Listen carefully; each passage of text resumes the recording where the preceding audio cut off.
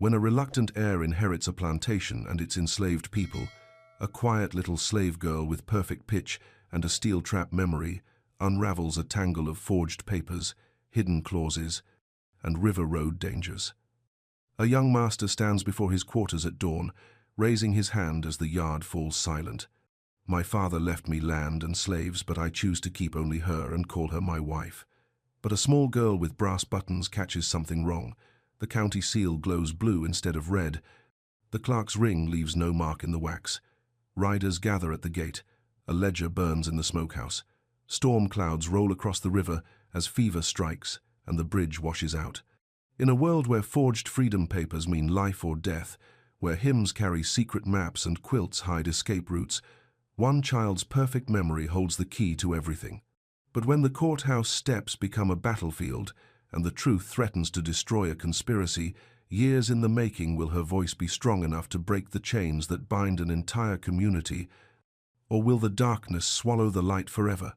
The courier's boots left river mud on the kitchen boards. He stood by the hearth, hat in hand, while the cook women froze with dough on their fingers. Mr. Ward Sr. passed in his sleep. The man said, "Wills drawn and sealed." Steam rose from the griddle. Morning light crept through the window, catching flour dust in the air like tiny stars. The lantern still burned from the night watch, its flame steady against the coming day. Annalise turned from the fire. Her dark eyes found the courier's face, then dropped to her hands.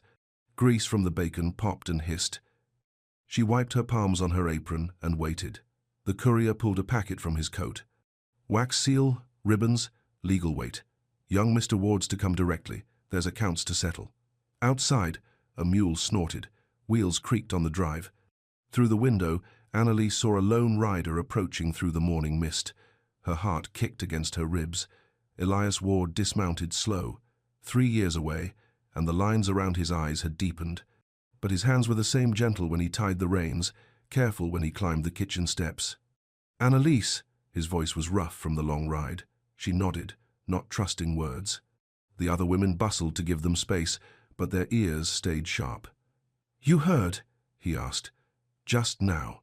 He took the packet from the courier, turned it in his hands. The wax was deep blue, the ribbon clean.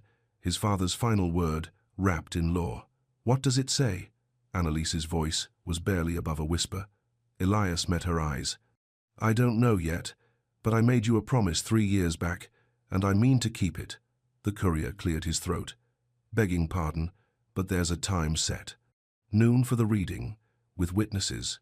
Who's to witness? Anyone with claim or interest. The overseer's been notified." Elias's jaw tightened.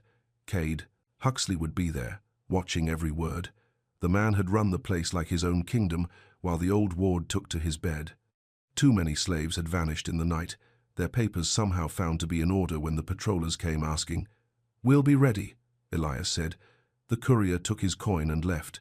The kitchen fell quiet except for the fire's pop and the soft scrape of wooden spoons on iron. Annalise moved to the window. In the quarter-yard, a little girl sat on a stump, braiding corn husks. Miri, 8 years old, and sharp as a new blade. The child's fingers worked quick and sure, but her eyes tracked everything: the courier's horse, Elias's travel pack, the way the wind shifted. "She sees more than most," Annalise said. "The little one?" "Miri. She hears things too. Perfect pitch, they say. Can match any tune she's heard just once." Elias watched the child through the glass.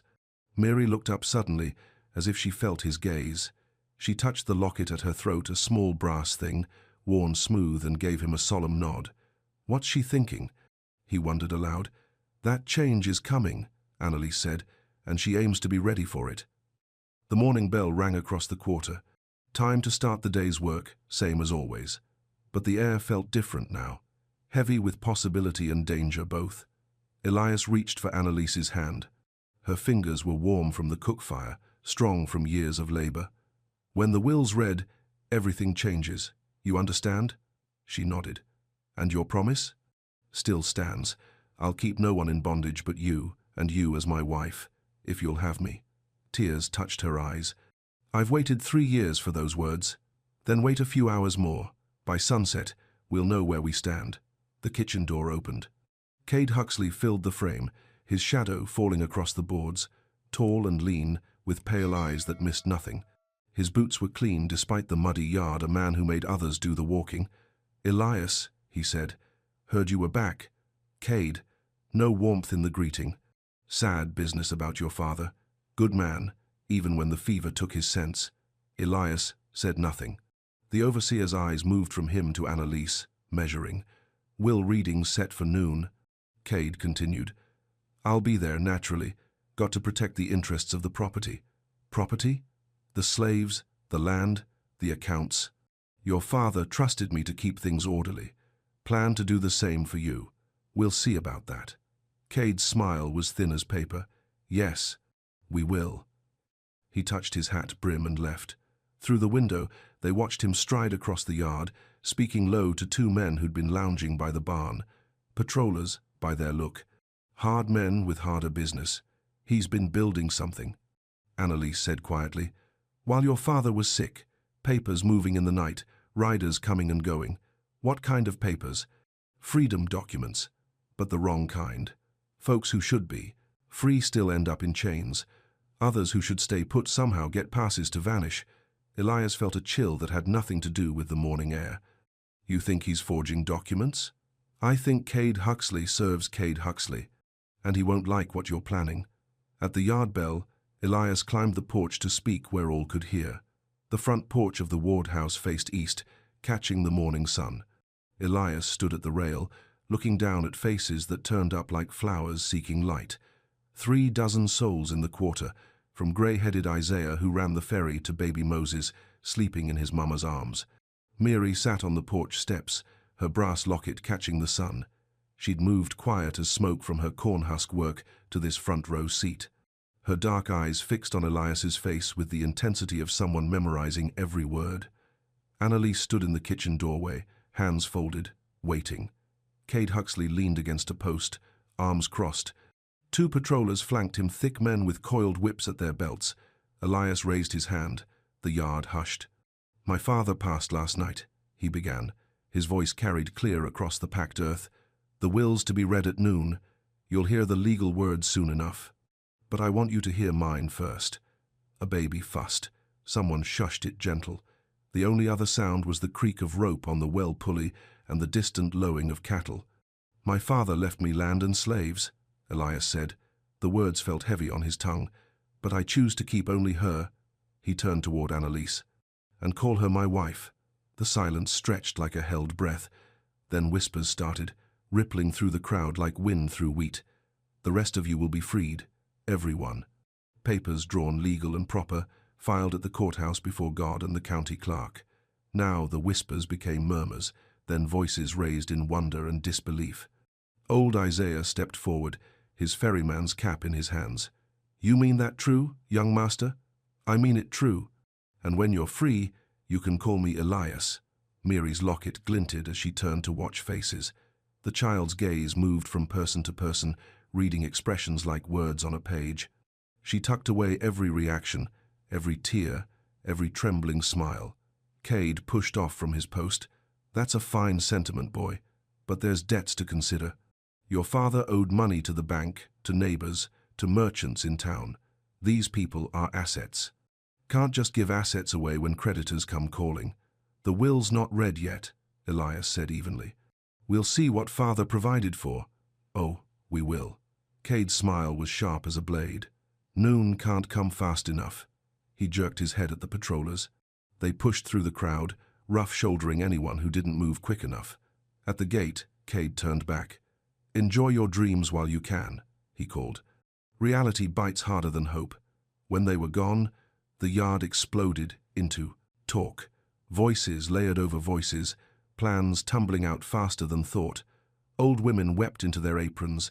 Young men grabbed each other's shoulders, grinning fierce. But Mary stayed silent on the steps. She touched her locket and watched the gate where Cade had vanished. Her small face was thoughtful, like she'd heard something in his words that others missed. Elias sat beside her. "What's in that locket?" She opened it careful. Inside was a lock of grey hair and a tiny pressed flower. "My grandmother's hair. She taught me the old songs before she passed." "Songs?" "Hymns, mostly." She said, Music carries messages that talking can't. What kind of messages? Mary's eyes found his. The kind that keep folks safe when the road gets dark. Before noon, the will would be taken to the probate desk in town.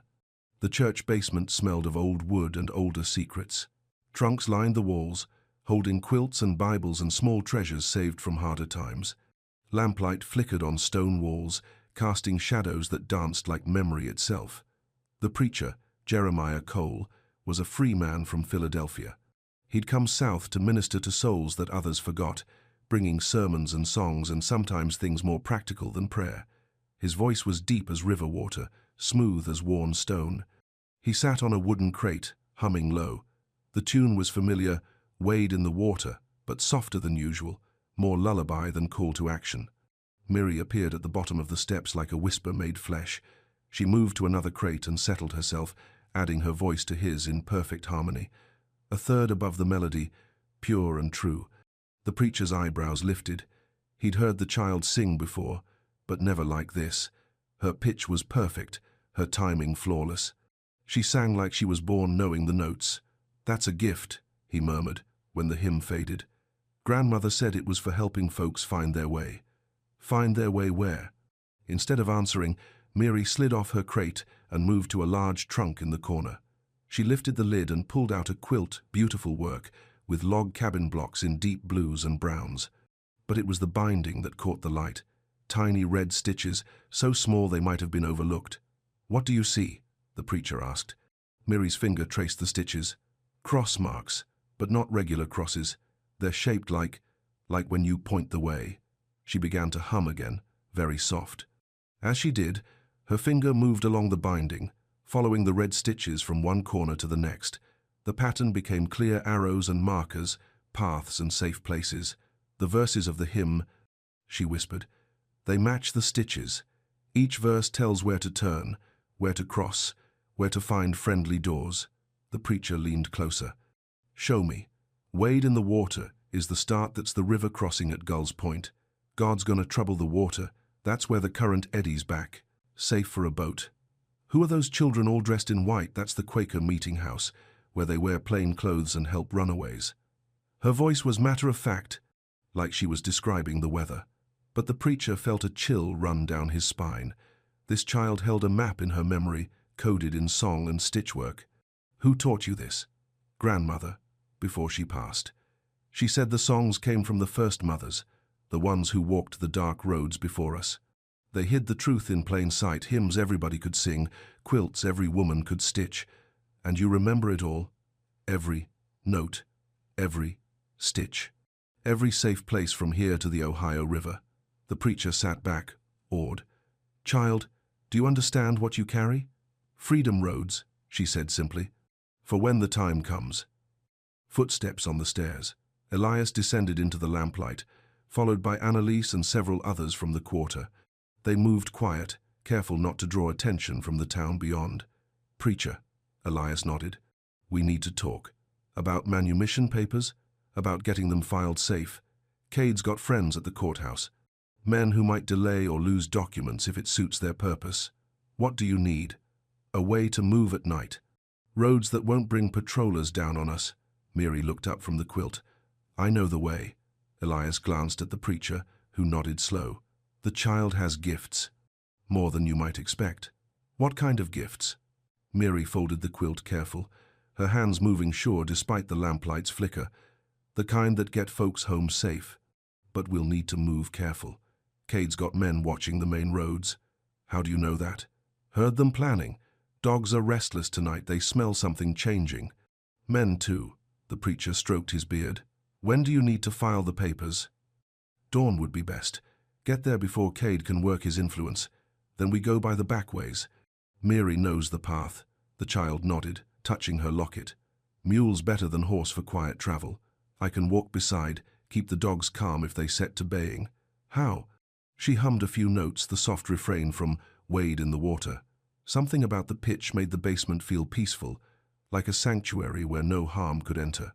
"Perfect tone," she explained. "Dogs hear it different than people. Makes them sleepy instead of stirred up."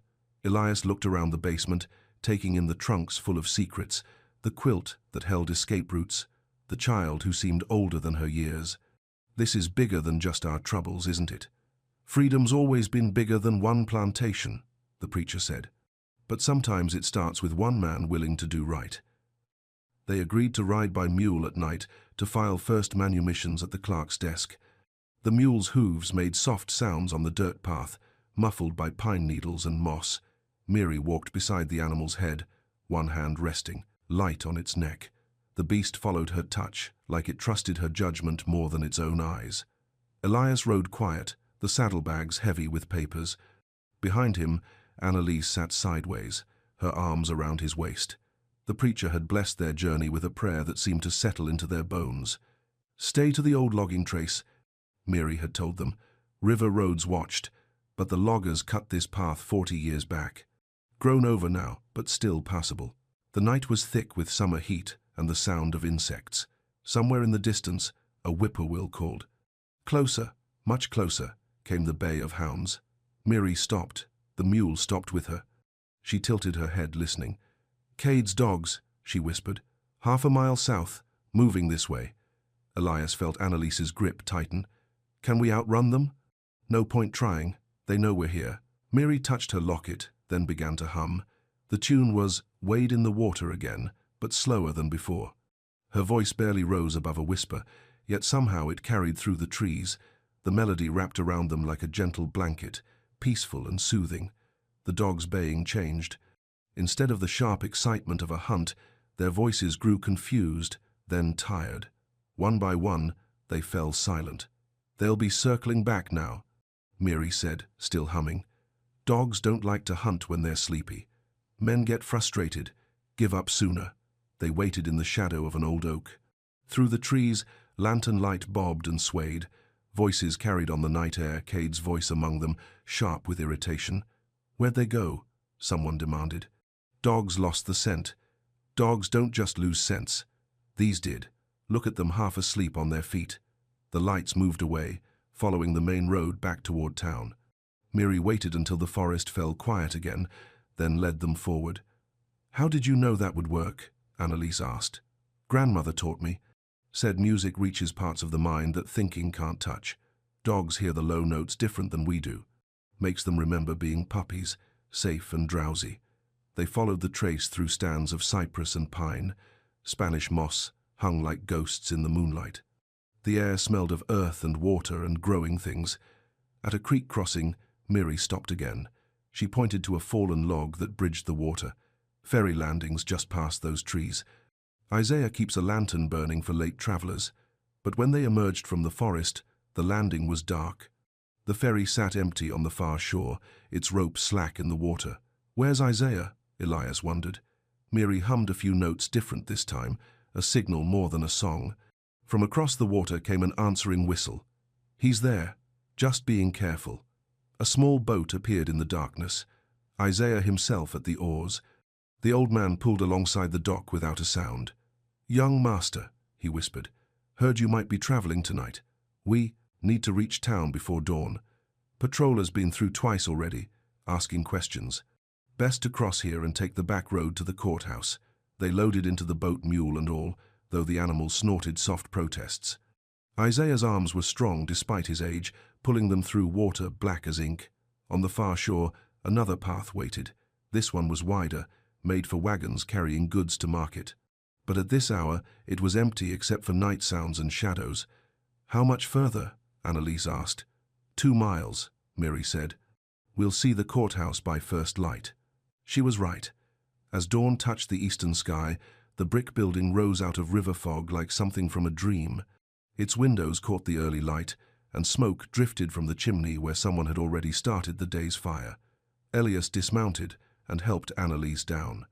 The courthouse steps were empty, but behind the building, a light burned in the clerk's office. "Ready?" he asked. Miri touched her locket one more time. "Ready." By first light, the courthouse steps rose out of river fog. The clerk's office smelled of ink and old paper. Shelves lined the walls, heavy with ledgers and deed books. Behind a scarred wooden desk sat Jonas Dobbins, a thin man with nervous hands and eyes that wouldn't hold steady. "Early for filing," he said when Elias entered. "Legal business won't wait." Dobbins glanced toward the door. You're the ward boy. Heard about your father. Sad loss. Thank you. I have manumission papers to file. The clerk's hands stilled. Manumissions? That's unusual. Most folks don't free slaves unless they're dying or desperate. I'm neither. Elias placed the papers on the desk. 5 documents, carefully written in the preacher's clear hand. Names, dates, descriptions. The legal language that turned property into people. Dobbins picked up the first paper, read it slow. His face grew pale. This is for all of them? Every soul in the quarter, except Annalise. And she'll be freed by marriage, not manumission. Marriage, as soon as the papers are filed. The clerk set down the document and rubbed his forehead. Mr. Ward, this is a considerable fortune you're giving away. Perhaps you should reconsider the decisions made. Dobbins reached for his stamps and seals, but as he worked, something caught Mary's eye. She'd been standing quiet by the door, watching everything with her sharp gaze. Now she stepped forward and tugged at Elias's sleeve. The wax, she whispered. What about it? It's wrong. Dobbins looked up. Wrong how? Mary pointed at the stick of sealing wax in his hand. It was deep blue, almost purple in the lamplight. County wax is oxblood red. Has been for 10 years, since Judge Morrison changed it. This is old wax. Or what? Elias asked. Or it's meant to look official without being true official. The clerk's face flushed. Now see here, child. I don't need lessons. On the seal's wrong too. Mary moved closer to the desk. County seal has a magnolia tree and 3 stars. Your stamp has 4 stars and no tree. Dobbins's hand trembled as he set down the wax. There must be some mistake. And where's your ring? Mary continued relentless. Clerk always presses his signet into the wax after the county seal. That's how folks know the document's true. Silence filled the office, like water filling a well. Outside, the town was waking horses on the street, doors opening, voices calling good morning. But in the clerk's office, time seemed frozen. Elias's voice was quiet, dangerous. Mr. Dobbins, are you the legal county clerk? That is, Mr. Huxley said. Cade sent you here? Just to hold the office until the real clerk returns. He's been delayed. Delayed how? Storm washed out the bridge on his way back from the capital. Won't be here for days, maybe weeks. Mary stepped closer to the desk. What happened to the real seals? I don't know. Mr. Huxley gave me these, said they'd do for routine business. Manumissions aren't routine, Elias said. They need the proper seals, the proper authority. Dobbins wiped sweat from his face. Look, I'm just trying to help. Mr. Huxley said you'd want things done quick and quiet. Cade doesn't speak for me. Through the window, they saw riders approaching. 3 men on horseback, Cade in the lead. He dismounted and tied his horse to the rail, his movements calm and sure. He's coming, Annalise said from her place by the door. Mary touched her locket, thinking hard. The real clerk, where's he stay when he's in town? The Magnolia Inn, usually. But like I said, he's delayed. The child's voice was thoughtful. Or someone wants folks to think he's delayed. Cade's boots sounded on the porch steps. The door opened, and he filled the frame like a storm cloud. Morning, Elias. Dobbins. His eyes moved to the papers on the desk. Starting early, I see. Just conducting business. What kind of business? The kind that's mine to conduct. Cade stepped into the office, his presence filling the small space. Now, see, that's where you're wrong. Your father owed considerable money when he passed. The bank holds paper on the land. Merchants in town have outstanding accounts. Until those debts are settled, you can't just give away valuable property. The will be read at noon, as scheduled. But even wills can't break legal obligations to creditors. Elias felt the walls closing in. What are you saying? I'm saying these papers can't be filed until the estate's properly probated. Could take months, maybe longer. Cade's smile was thin as a blade. He knew something they didn't, held cards they couldn't see. But Mary was still studying the seals and stamps on the desk. Her perfect memory replayed every detail, the wrong wax, the false seal, the missing ring. Pieces of a puzzle that hadn't quite come together. We need to go, she said quietly. Elias looked at her, then at the useless papers on the desk. We'll be back. Of course you will, Cade said. But next time, make sure you understand the law before you try to use it. Outside, the courthouse steps were warming in the morning sun. Townspeople moved about their business, unaware of the drama playing out in the clerk's office. What now? Annalise asked. Mary touched her locket again, her young face serious. We find the real clerk, and we find out what Cade's really doing with those papers. The courthouse bell chimed the hour. 10 o'clock, 2 hours until the will reading, and the walls were closing in fast. But the child with the perfect memory had seen something in that office, something that might crack Cade's scheme wide open if they could just piece it together in time. The morning sun climbed higher, and with it, the stakes in a game that was bigger than one plantation, one family, one child's gift for seeing truth in a world built on lies. At high noon, the real battle would begin. The courthouse steps blazed in the noon sun. Half the town had gathered, drawn by word of the ward will reading. Merchants who'd extended credit, neighbors who'd borrowed tools, and curious townsfolk who loved a good drama, all pressed close to hear the outcome. Judge Morrison sat behind a portable table, the will spread before him like a map of destiny. His voice carried clear across the crowd as he read the formal language whereases and heretofores that meant everything and nothing. Elias stood at the bottom of the steps, Annalise beside him, Mary perched on the courthouse rail, her locket catching the sun. Around them, the freed people of the quarter waited in tense silence. Cade lounged against a post, confident as a cat with cream on its whiskers. The false clerk, Dobbins, stood at his shoulder, sweating in the heat. To my son, Elias Ward, the judge continued, I leave all land and property of Ward Plantation, including buildings, livestock, and, his voice paused, all human chattel therein, to be held in perpetuity or disposed of as he sees fit. A murmur ran through the crowd. The old man had given his son complete authority over the slaves. No restrictions, no requirements to maintain them, but Judge Morrison wasn't finished. However, he said, and the crowd hushed again, I direct that my son consider the moral weight of ownership over human souls. I have come to believe that bondage corrupts both master and slave, and I hope my son will choose the path of righteousness. Cade's smile faltered. The old ward had left a door open, a chance for freedom that would stand up in any court. Furthermore, the judge read, I forgive all debts owed to the estate by neighbors and tenants, and I direct that any monies received from the sale of property be used first to ensure the welfare of those who have labored without wages for our family's benefit. Now, Cade's face went white. The debts he'd counted on to trap Elias had just been wiped clean, but he wasn't finished. As the judge folded the will, Cade stepped forward. Your Honor, if I may, there's a matter of prior obligations. Young Ward's father owed considerable money to outside creditors, the Planters Bank, Griswold Trading Company, others. These debts don't disappear with the old man's death. Do you have documentation? Cade produced a ledger from his coat. All here, Your Honor. Debts totaling more than the estate's worth. Until these are settled, the property, including the slaves, must be held as collateral. Mary leaned forward, studying the ledger from her perch on the rail. Something about it bothered her, though she couldn't say what. Judge Morrison examined the pages. These appear to be in order, Mr. Ward. Do you dispute these claims? Elias felt the trap closing. I'd need time to verify. Time's the one thing you don't have, Cade interrupted. The bank's called in the notes, payments due by week's end, or they'll foreclose on everything. The crowd stirred, sensing drama. Some looked disappointed they'd hoped to see slaves freed in a grand gesture. Others seemed relieved.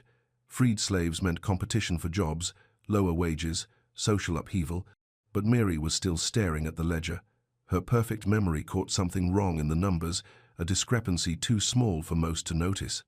She touched her locket and began to hum, very soft thinking music that helped her mind sort through details. We need that clerk, she whispered to Elias. What clerk? The real one. I think there's something wrong with those debt papers.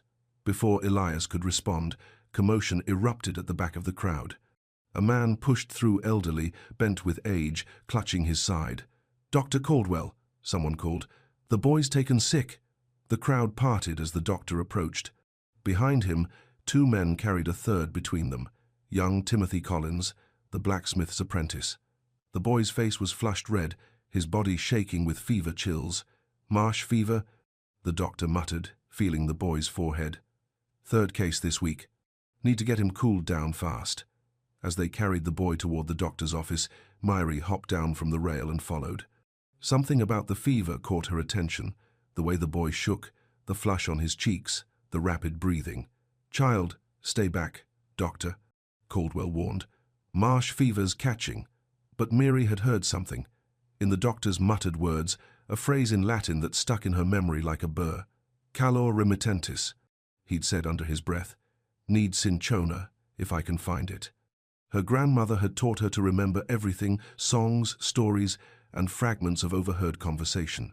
This phrase felt important, though she didn't understand why. The crowd began to disperse.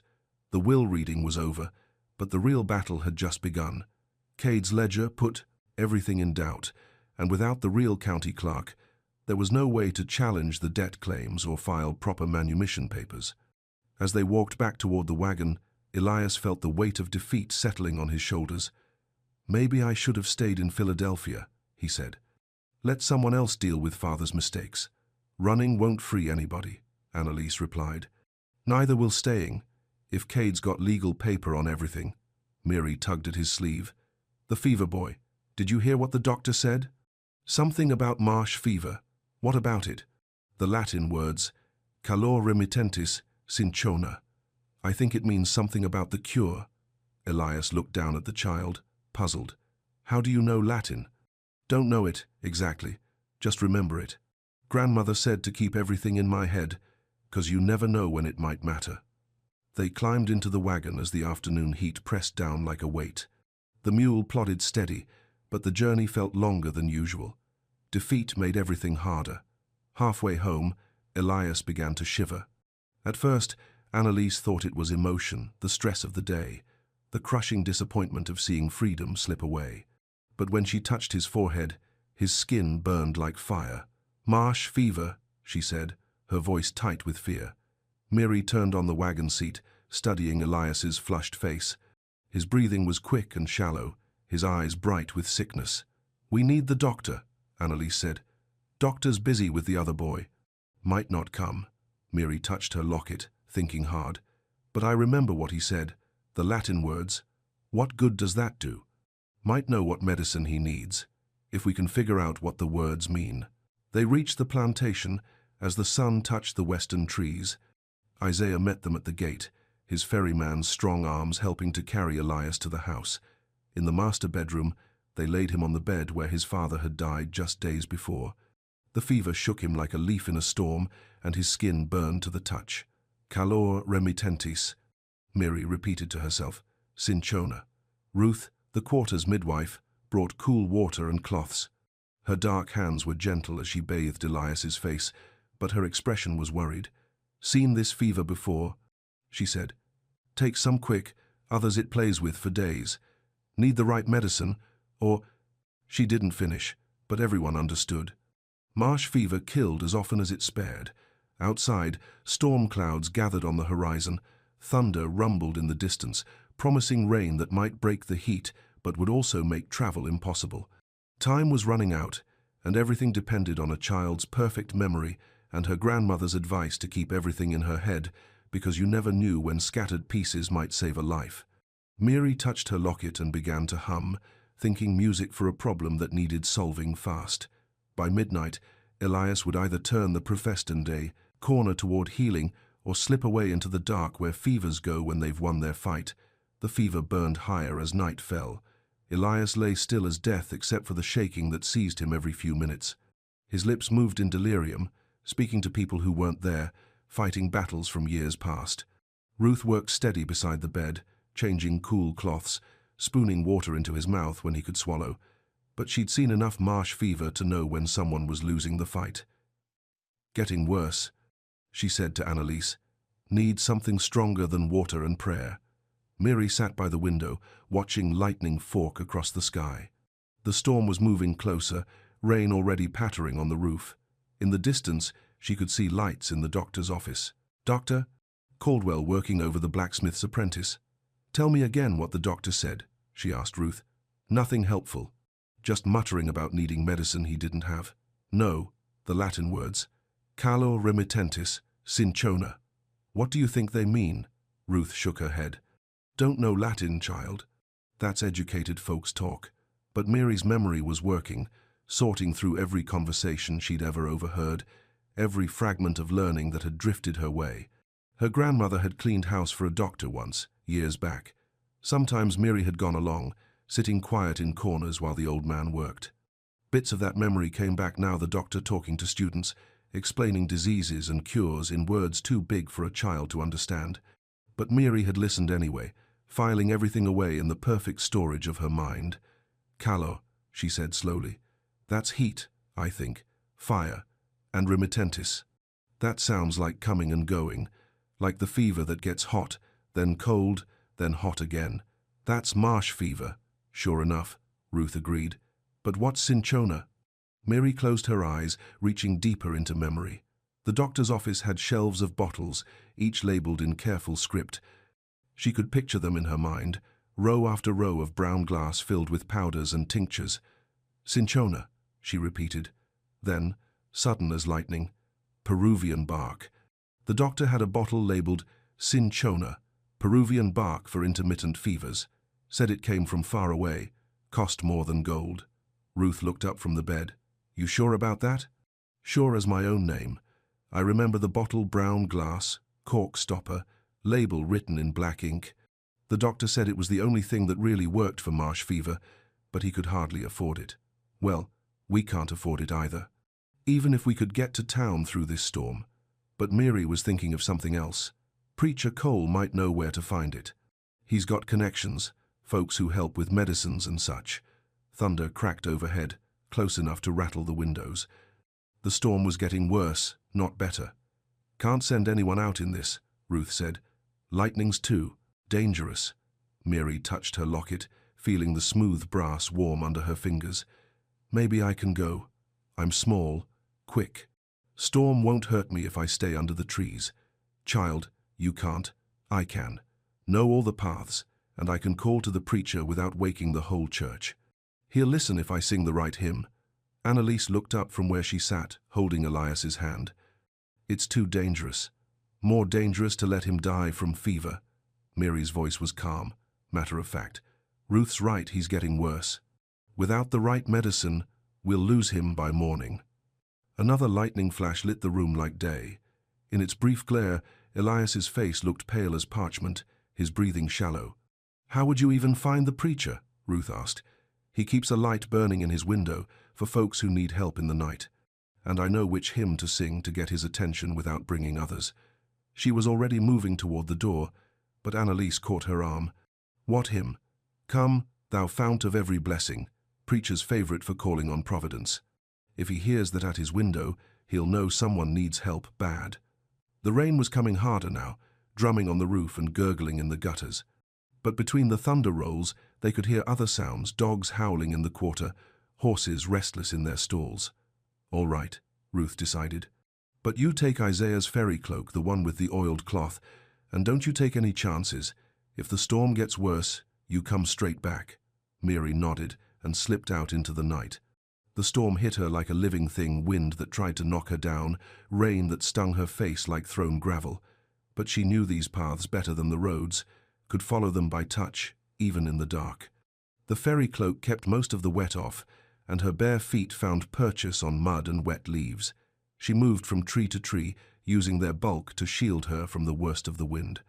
At the church, a light did indeed burn in the preacher's window. Mary crept close and began to sing, her voice barely audible above the storm, but perfectly pitched to carry through glass and wood. Come, thou fount of every blessing, tune my heart to sing thy grace. The light moved. A shadow appeared at the window. Then the door opened. Child, what are you doing out in this weather? Preacher Cole, need your help. Master Elias has marsh fever, bad. Need cinchona bark to break it. The preacher pulled her inside, out of the storm's fury. His small room was warm and dry, lit by a single candle that cast dancing shadows on the walls. Cinchona's hard to come by, expensive. You know where to get it. he considered, weighing risks and possibilities. Doctor. Caldwell has some, but he's using it for the Collins boy. There's another doctor over in Millfield, Dr. Hammond. He's got a supply, and he owes me a favor. Can we get there tonight? Not through this storm, but there's another way. He moved to a chest in the corner, pulled out a small wrapped packet. Had this set aside for emergencies. Bark tea, already prepared. Not much, but it might be enough. He handed her the packet, then paused. Child, how did you know about cinchona? That's not common knowledge. Heard, doctor. Caldwell say it. Calla remittentis, cinchona. Remembered it because grandmother said to remember everything. The preacher smiled despite the worry. Your grandmother was a wise woman. Now get back to him fast. Steep this bark in hot water for 10 minutes, then give him small sips every hour. Should break the fever by dawn if we're not too late. The journey back was harder, the storm was reaching its peak, lightning cracking overhead almost constantly. But Miri carried the medicine like it was made of gold and glass, protecting it from the rain with her body. She burst through the door of the big house, just as Ruth was checking Elias's breathing again. His fever had spiked higher, his skin burning to the touch. Got it, Miri gasped, pulling the packet from inside her cloak. Cinchona bark. Preacher says steep it in hot water, give him small sips. Ruth took the packet with reverent hands. Bless that child. And bless you for going out in this weather. They brewed the medicine over the fire, filling the room with a bitter, earthy smell. When it was ready, Ruth began the careful work of spooning it into Elias's mouth, drop by drop. Now we wait, she said, and pray. Outside, the storm raged on, but inside, gathered around a sick man's bed, 3 women kept watch, one with healing knowledge, one with faithful love, and one with the perfect memory that had made salvation possible. By morning, they would know if memory's medicine was strong enough to defeat the fever's fire. The thunder rolled away toward the east, and in its wake came a different sound. Elias's breathing, deeper and more regular than it had been in hours. The turning point had come at last. Dawn broke grey and wet over the plantation. The storm had passed, leaving the world washed clean and dripping. Elias opened his eyes for the first time in 12 hours, the fever finally broken. Water, he whispered, his voice rough as sandpaper. Annalise nearly cried with relief. She held a cup to his lips, watching as he drank slow and careful. How long? He asked. All night. Miri went out in the storm to get medicine. Saved your life. Elias turned his head to where the child sat by the window, watching the grey morning through rain-streaked glass. Thank you, he said simply. She nodded but didn't turn around. Something had caught her attention outside, movement in the yard, horses splashing through puddles. Riders coming, she said. Cade Huxley dismounted near the porch, followed by 3 patrollers. They moved with purpose, like men who'd come to collect what they owned. Stay in bed, Annalise said to Elias. You're still weak. But he was already, pushing himself upright, swinging his legs over the side. If Cade's here, it's not a social call. Boots on the porch steps. The front door opened without a knock. Elias! Cade's voice boomed through the house. Heard you took sick. Came to check on you. They found him in the hallway, leaning against the wall for support. His face was pale, but his eyes were clear. I'm fine. Good to hear. We need to talk about yesterday. The debt situation. What about it? Cade pulled out a folded paper. Banks decided to accelerate the collection process. Payment in full by end of week, or they start seizing assets. Elias took the paper, read it slow. Official seals, legal language, no room for argument. This doesn't give me time to verify the debt claims. Don't need verification. Numbers are what they are. But Miri had moved closer, studying the paper from behind Elias's shoulder. Her perfect memory caught something wrong, not in the words, but in the paper itself. The ink's wrong, she said quietly. What? The ink. Bank always uses blue-black ink for official papers. This is regular black, like from a writing pen. Cade's eyes snapped to her face. Child, you don't know what you're talking about. Yes, I do. Seen bank papers before when grandmother cleaned their offices. Always blue-black ink from their special pen. And the paper's wrong too, should have a watermark. Little eagle in the corner. This is just regular letter paper. Silence fell over the hallway. Elias looked from the paper to Cade's face, seeing guilt written there, plain as words. You forged this, Elias said. Now hold on, just like you forged the county seals. Dobbins isn't the real Clark, and this isn't a real bank notice. Cade's hand moved to his gun. Careful what you accuse me of. But Miri wasn't finished. The debt ledger from yesterday, I've been thinking about those numbers. They don't add up right. Child needs to learn when to keep quiet, one of the patrollers said. No, Elias said, moving protectively in front of Miri. She needs to keep talking. What about the numbers? The dates are wrong. Some of the debts are listed as starting after your father got sick and took to his bed. But sick folks don't take on new debts, they pay off old ones or let them slide. Cade's face was turning red. You calling me a liar based on a child's word? I'm saying there's questions need answering. Elias straightened, drawing strength from somewhere deep inside. And I'm saying you've been running some kind of scheme while my father was dying. Prove it. Maybe I will. Where's the real county clerk? Told you, Storm delayed. Where? Elias's voice cut like a blade. Cade looked around the hallway, measuring distances, counting opponents. 3 women, 1 sick man, no weapons in sight. Magnolia Inn, he said finally. Clerk Rawlings is at the Magnolia Inn, laid up with a bad leg. Won't be back to work for weeks. Then we'll go see him. Roads washed out from the storm. We'll find another way. The standoff stretched tight as a drawn bowstring. Outside, thunder rumbled in the distance, another storm building, or just the echo of the last one. Then Miri touched her locket and began to hum, very soft, almost under her breath. The tune was Wade in the Water, but slowed down, made peaceful. The sound seemed to ease the tension in the room. Even the patrollers relaxed slightly, their hands moving away from their weapons. We'll be going now, Cade said. But don't think this is over. Papers are filed, debts are recorded. You've got until Friday to settle up, or the bank takes everything. They left as suddenly as they'd come, boots loud on the wet porch boards.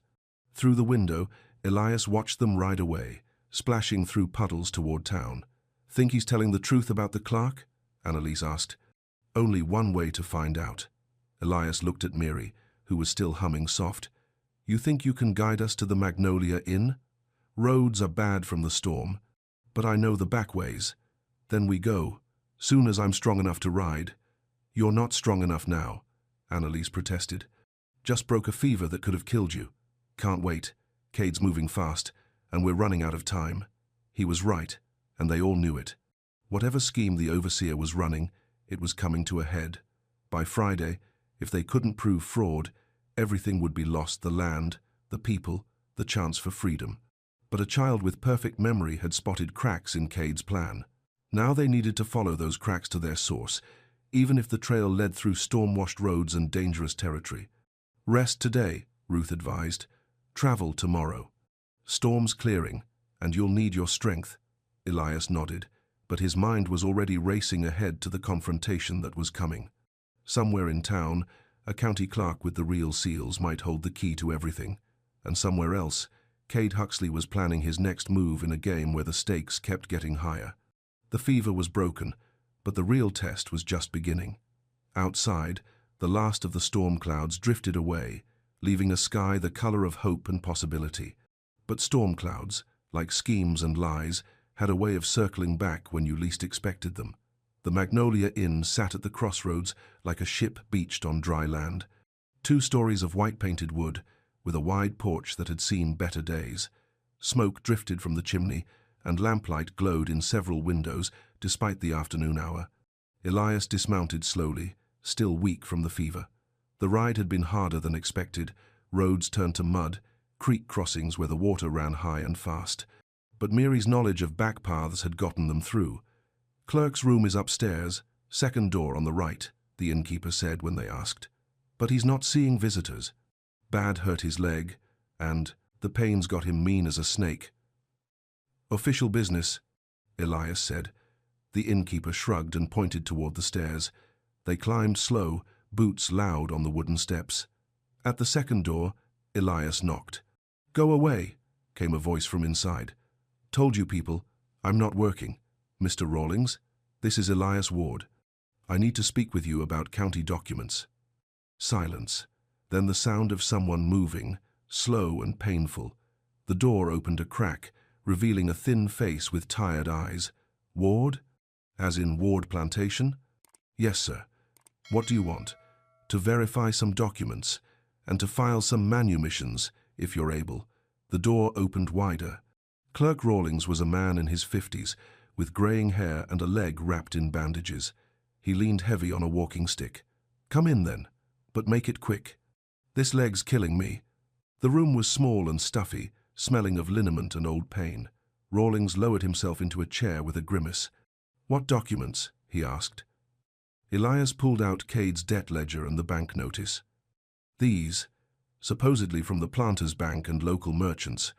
But something seems wrong with them." Rawlings took the papers, holding them up to the lamplight. His expression grew more and more sour as he read. "Where'd you get these?" "My overseer presented them. Says they're legal claims against my father's estate." "Your overseer's a liar and a fraud." Rawlings tossed the papers on the bed like they were contaminated. "These are forgeries, plain and simple. How can you tell? Wrong seals, wrong ink, wrong paper. And see here?" He pointed to a stamp on the bank notice. "This is supposed to be the Planters Bank seal, but it's actually from the Merchants Exchange over in Natchez. Someone made a rubber stamp from the wrong design."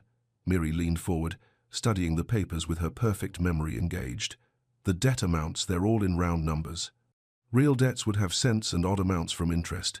Rawlings looked at the child with surprise. Sharp eye. "You're right, real accounting would show precise amounts, not these convenient round figures." "So the debts are false?" Elias asked. "False as wooden teeth. Question is, who's behind it and why?" Before anyone could answer, the sound of horses reached them from the road below. Elias moved to the window and looked down to see familiar figures, Cade and his patrollers, riding hard toward the inn.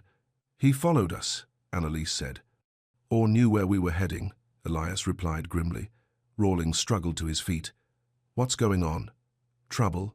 The man who gave me these papers just arrived, and he's not the type to come calling for tea and conversation." Heavy boots on the stairs, voices in the hallway, getting closer. "Mr.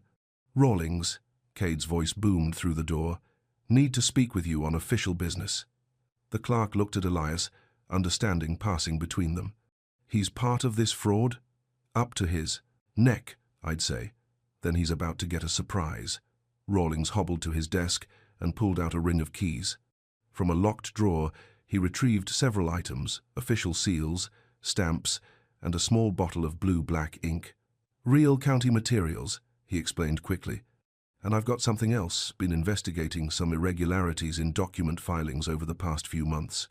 Seems someone's been forging freedom papers and selling them to slaves who think they're buying their way out of bondage." The door burst open. Cade filled the frame, his face flushed with anger and exertion. "Rawlings, you're supposed to be laid up, not taking meetings. I'm supposed to be the county clerk, and these folks have legitimate business." Cade's eyes moved around the room, taking in the real seals on the desk, the genuine documents spread out for comparison. "What kind of business?" "The kind that exposes fraud and forgery." Rawlings' voice was steady despite his pain. "Mr. Ward here brought me some interesting papers. Want to see?" He held up the forged bank notice. "Recognize this handiwork?" Cade's hand moved toward his gun. "Don't know what you're talking about." "Sure you do. This is the same sloppy work I've been tracking for months. Wrong seals, wrong ink, wrong everything. Been wondering who was behind it. You can't prove anything. Maybe not in court. But I can sure make life difficult for whoever's been playing with county documents." The standoff stretched tight. Cade looked around the room again, counting odds. One old clerk with a bad leg, one man still weak from fever, 2 women, and a child. But Miri had been thinking, her perfect memory sorting through everything she'd seen and heard. "The missing papers," she said suddenly. "What papers?" Rawlings asked.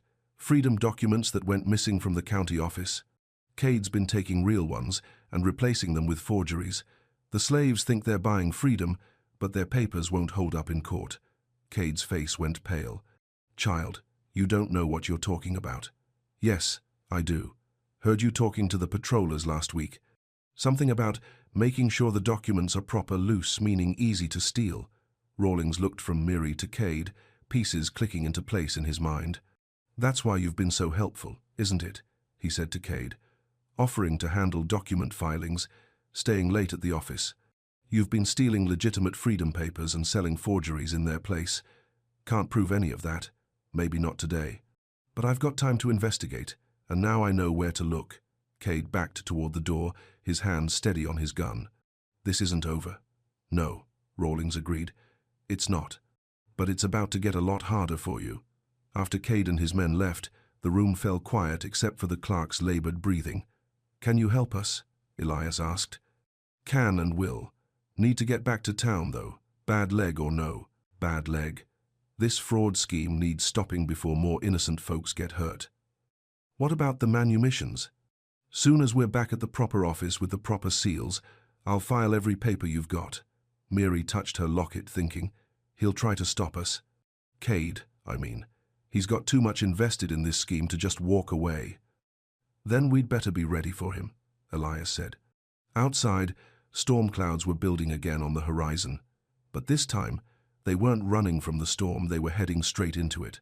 The truth was finally coming to light, but truth had a way of making dangerous men even more dangerous. They would need all their courage, all their cunning, and all of Miri's perfect memory to see this through to the end. The real battle was about to begin. The road back to town wound through stands of cypress and pine, made treacherous by the recent storm. Water stood in the low places, and fallen branches blocked the path every few hundred yards. Clerk Rawlings rode double behind Elias, his injured leg making mounting impossible. Every bump in the road drew a grimace of pain, but he held on without complaint. How far ahead do you think they got? Annalise asked, glancing back toward the inn. Not far, Miri said. She was walking beside the mule, her hand resting on its neck. Heard their horses, one's got a loose shoe, another's favoring its left front foot. They'll have to go slower than us. How can you tell all that from the sound? Rawlings asked. Grandmother taught me to listen close. Horses tell you things if you know how to hear them. They crested a hill and saw the town spread out below wood and brick buildings clustered around the courthouse square, smoke rising from a dozen chimneys. It looked peaceful in the afternoon light, but Miri could see riders moving through the streets with unusual purpose. Cade's been busy, Elias observed. 3 groups of patrollers were stationed at different points, one at the courthouse, one at the main road, one near the docks. They were trying to control all the ways in and out of town. How do we get to the courthouse? Annalise wondered. Miri studied the layout, her mind mapping alternate routes. River paths too open, they'd see us coming. Main streets watched. But there's a back way through the cemetery, comes out right behind the courthouse. Cemetery? Rawlings shifted uncomfortably. That's not exactly respectful. Dead folks won't mind if it helps the living get free, Miri said practically. They made their way down the hill, keeping to the tree line. At the edge of town, they left the mule tied to a fence post and continued on foot. The cemetery was old, with moss-covered stones and monuments that leaned at tired angles. Spanish moss draped the trees like funeral shrouds, and the ground was soft with years of fallen leaves. Miri led them through the maze of graves with sure steps. Her perfect memory had catalogued every path, every monument, every safe route through the hallowed ground. How do you know this place so well? Rawlings whispered.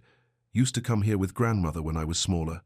She'd tell me stories about the folks buried here, who they were, what they did, how they died. Said it was important to remember the dead proper. They paused behind a large mausoleum to catch their breath and survey the courthouse. The building looked normal enough, but Miri could see armed men lounging on the steps. Too many of them, Elias said. We'll never get inside. Maybe we don't need to go inside, Rawlings said thoughtfully. Not yet, anyway. First thing is to expose this fraud scheme where everyone can see it. How? Market days tomorrow. Half the county will be in town, including folks who've bought forged freedom papers from Cade. If we can show them they've been cheated. Miri was nodding. Make it public. Hard to hide fraud when everyone's watching. Exactly. But first we need proof. Real evidence, not just accusations. What kind of proof? The stolen documents. If Cade's been taking legitimate freedom papers and replacing them with forgeries, he's got to have the originals somewhere. Where would he keep them? Rawlings considered. Somewhere safe, but accessible. He'd need to get to them quick when buyers come looking. Miri touched her locket, thinking. The overseer's house. He's got a safe in his office, behind the big painting of the horse. How do you know that? Seen him open it when he thought nobody was watching. Always checks to make sure papers are still there. The sun was getting lower, casting long shadows across the cemetery. They would need to move soon if they wanted to search Cade's house before dark. It's dangerous, Elias said. If he catches us. More dangerous to let him keep destroying lives, Rawlings replied. These forged papers, every one represents someone who thought they were buying freedom but got slavery instead. They made their way back through the cemetery, moving from monument to monument like ghosts themselves. At the edge of town, they retrieved the mule and planned their approach to the overseer's house. It sat on a rise overlooking the river, a 2-story frame building with a wide porch and shuttered windows. Smoke rose from the kitchen chimney, but the main house looked empty. He's still in town, Mary said, studying the windows. No lights, no movement. How long do we have? Hour, maybe 2. Depends on how much organizing he's doing with the patrollers. They approached from the riverside, using a line of willows for cover. The back door was locked, but Rawlings knew his way around old houses. Lock simple enough, he said, producing a set of picks from his coat. Leg may be bad, but my hands still work fine. The door opened with a soft click. Inside, the house was quiet, except for the tick of a mantel clock and the distant sound of someone working in the kitchen. Cade's office was on the first floor, facing the front of the house. The painting Mary had mentioned dominated one wall, a big canvas showing a thoroughbred stallion in full gallop. Behind it, just as she'd said, was a safe, old but well-maintained, with a combination lock that would take time to crack. "Can you open it?" Elias asked Rawlings. "Given enough time. But time's the one thing we don't have." Mary was studying the lock, her perfect memory engaged. "Maybe we don't need to crack it. Just need to know the combination." "How would we know that?" "People use numbers that mean something to them. Birthdays, anniversaries, important dates." She looked around the office, taking in details. What would be important to Cade Huxley? On the desk sat a framed daguerreotype, a stern-faced woman with sad eyes. Next to it, a Bible with a ribbon marking a page. Mary opened it and found a pressed flower between the pages, with a date written in faded ink. Mary Ellen Huxley, born the 15th of March, 1823. Died August 3, 1851. His wife? She said softly. She died 3 years ago. She turned back to the safe and began trying combinations, the birth date, the death date, various arrangements of the numbers. On the 4th try, the tumblers clicked into place. Inside the safe were stacks of papers, some official-looking, others clearly handwritten. Rawlings grabbed an armful and spread them on Cade's desk. "Here's the proof," he said grimly. "Legitimate freedom papers stolen from the county office. And here," he held up a sheet of blank forms, "forgery templates. He's been printing false documents using stolen official seals." Mary picked up one of the stolen papers, studying the signature. "This one belongs to Samuel Brooks. I know him. He paid $50 thinking he was buying his freedom. Instead, he bought a worthless piece of paper that'll get him arrested if any lawman looks close." Footsteps on the front porch. Voices, Cade, talking to someone, getting closer to the house. "Take what we need and get out," Elias said. Rawlings grabbed the most damning evidence, stolen official documents, blank forgery forms, and a ledger that appeared to track illegal sales. They slipped out the back door just as the front door opened. Cade's voice carried through the house, angry and impatient. "Check every room. If they've been here, I want to know." From the safety of the willows, they watched lights come on throughout the house. Cade had discovered their break-in, but hopefully not what they'd taken. "Now what?" Annalise asked. "Now we take this evidence to the people," Rawlings said. "Market day tomorrow, just like I said. Time to show the whole county what Cade Huxley's been doing." But as they made their way back toward town, Mary felt a chill that had nothing to do with the evening air.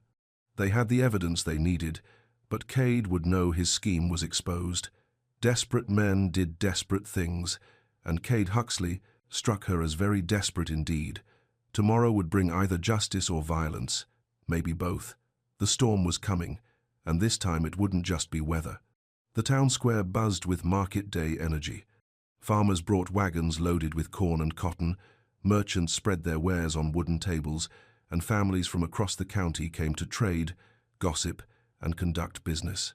But underneath the normal chatter, tension hummed like a tuning fork. Word had spread that something big was happening at the courthouse, a public reading of documents that would affect everyone.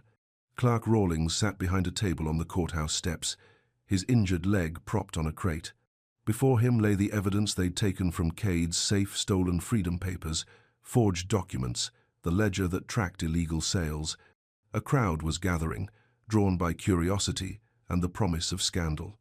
Among them, Miri recognized faces from the quarter and beyond, people who'd bought what they thought were legitimate freedom papers, only to find themselves still trapped in bondage. "Ladies and gentlemen," Rawlings called out, his voice carrying across the square, "I'm County Clerk Rawlings, and I have evidence of a fraud that's been perpetrated on the people of this county." The crowd pressed closer. Cade Huxley stood at the back, surrounded by his patrollers, his face like a thundercloud. "For months," Rawlings continued, "someone has been stealing legitimate freedom documents from the county office and replacing them with worthless forgeries. Innocent people have paid good money thinking they were buying their legal freedom, when in fact they were purchasing papers that wouldn't stand up in any court." Murmurs ran through the crowd. Samuel Brooks, the man Miri had recognized from the stolen papers, pushed forward. "You saying my freedom paper ain't worth nothing?" he called out. "I'm saying it's a forgery, Mr. Brooks, but I have your legitimate paper right here." Rawlings held up the stolen document. "This is the real one, filed properly and sealed with the true county seal." Brooks took the paper, his hands shaking. This looks different from what I got. Because what you got was a fake. The man who sold it to you kept the real one." Now the crowd was angry, voices rising in protest and outrage. People who'd thought themselves free discovered they were still slaves.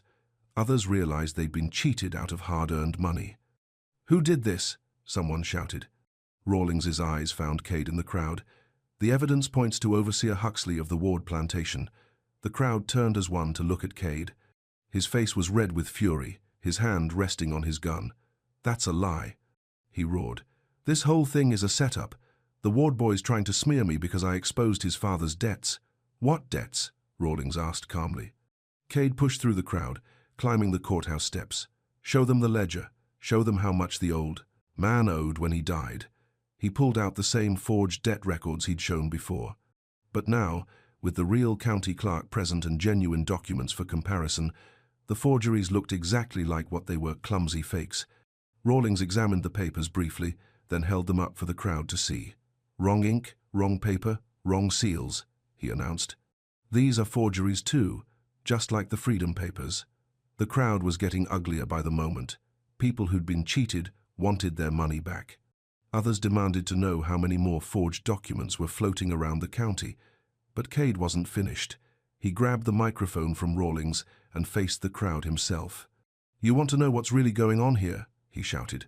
"This is about the Ward boy wanting to free all his slaves without paying his father's debts. He's using this clerk to cover up the old man's obligations." "What obligations?" a voice called out. "Bank loans, merchant accounts, money owed all over the county." Cade waved the forged papers. "If he frees those slaves, there'll be nothing left to pay what's owed." It was a clever move, turning the crowd's attention away from his crimes and toward the economic threat of mass manumission. Some faces in the crowd showed worry now, instead of anger. But Miri had been listening with her perfect memory engaged, and something in Cade's speech didn't match what she knew about the Ward family finances. "He's lying about the bank loan," she called out, her clear young voice cutting through the noise. The crowd turned to look at her, a small girl standing on the courthouse steps, fearless in the face of an angry overseer. "What do you know about bank loans, child?" Cade sneered. "I know the Ward family paid off their bank debt 2 years ago. Heard your father tell mine so," she said to Elias. Mr. Ward was proud of it, said it felt good to own the land free and clear. Elias stepped forward. "She's right. Father showed me the paid-in-full documents when I was home for Christmas." "Prove it," Cade challenged. "I can," Rawlings said. He pulled out another document from his collection, this one official and legitimate. Bank records show the Ward debt was satisfied in full on the 15th of November, 1852. No outstanding balance. The crowd was swinging back toward Cade now, Their anger refocused. He could see it happening, feel control slipping away. "This is all lies," he shouted. "Conspiracy to defraud honest creditors." But his voice was getting desperate, and desperate men made desperate choices. Cade's hand went to his gun. The crowd scattered like startled birds as the overseer drew his weapon. People dove for cover behind wagons and storefronts, screaming in fear. "Nobody move," Cade commanded. "This ends now." He pointed the gun at Rawlings. "Give me those documents. All of them." "Can't do that," the clerk said calmly. "They're evidence of criminal fraud. They're lies meant to destroy an honest man's reputation." "Honest?" Miri's voice was scornful despite her fear. "You've been stealing from folks who trusted you, taking their money and giving them worthless paper." Cade swung the gun toward her. "Child, you need to learn when to keep quiet." But before he could say more, a new voice cut across the square. "Lower that weapon, Huxley." Sheriff Tom Crawford stood at the edge of the crowd, his own gun drawn. A big man with graying hair and steady hands, he'd been sheriff for 20 years and had no patience for public displays of violence. "This is county business, Sheriff," Cade said. "No concern of yours. Man draws a gun in my town, it becomes my business real quick." The standoff stretched tight as a fiddle string. Two armed men facing each other across the courthouse square, with a crowd of innocent people caught between them. Miri touched her locket and began to hum, very soft. The same peaceful tune she'd used on the dogs, but lower, more soothing. The sound seemed to ease the tension just enough to let reason back in. "Think about what you're doing, Cade," the sheriff said. "You shoot a county clerk in front of 50 witnesses. There's no walking away from that." Cade looked around at the faces surrounding him. Fear, yes, but also anger and disgust. These were people he'd robbed, and they wouldn't forget it even if he shot his way out of this confrontation. Slowly, reluctantly, he lowered the gun. "This isn't over," he said to Rawlings. "Yes, it is," the clerk replied. "Evidence is clear, witnesses are present, and the law's involved now. Your fraud scheme is finished." Cade holstered his weapon and pushed through the crowd, his patrollers falling in behind him. But as he reached the edge of the square, he turned back. "Ward," he shouted, "you think you've won something here? Think again. That property's still tied up in debt, real debt, and you'll never free those slaves." "Never." He mounted his horse and rode off, leaving the square buzzing with aftermath and speculation. Sheriff Crawford approached the courthouse steps. "Mr. Rawlings, I'll need to see that evidence. Looks like we've got criminal charges to file." As the clerk organized his papers, Elias found himself surrounded by people from the quarter faces that looked to him with hope and uncertainty. "What happens now, young master?" Isaiah asked. "Now we file the real manumissions," Elias said. "Mr. Rawlings will use the proper seals and the proper forms. By sunset, you'll all be legally free." But even as he spoke, Miri felt unease stirring in her chest.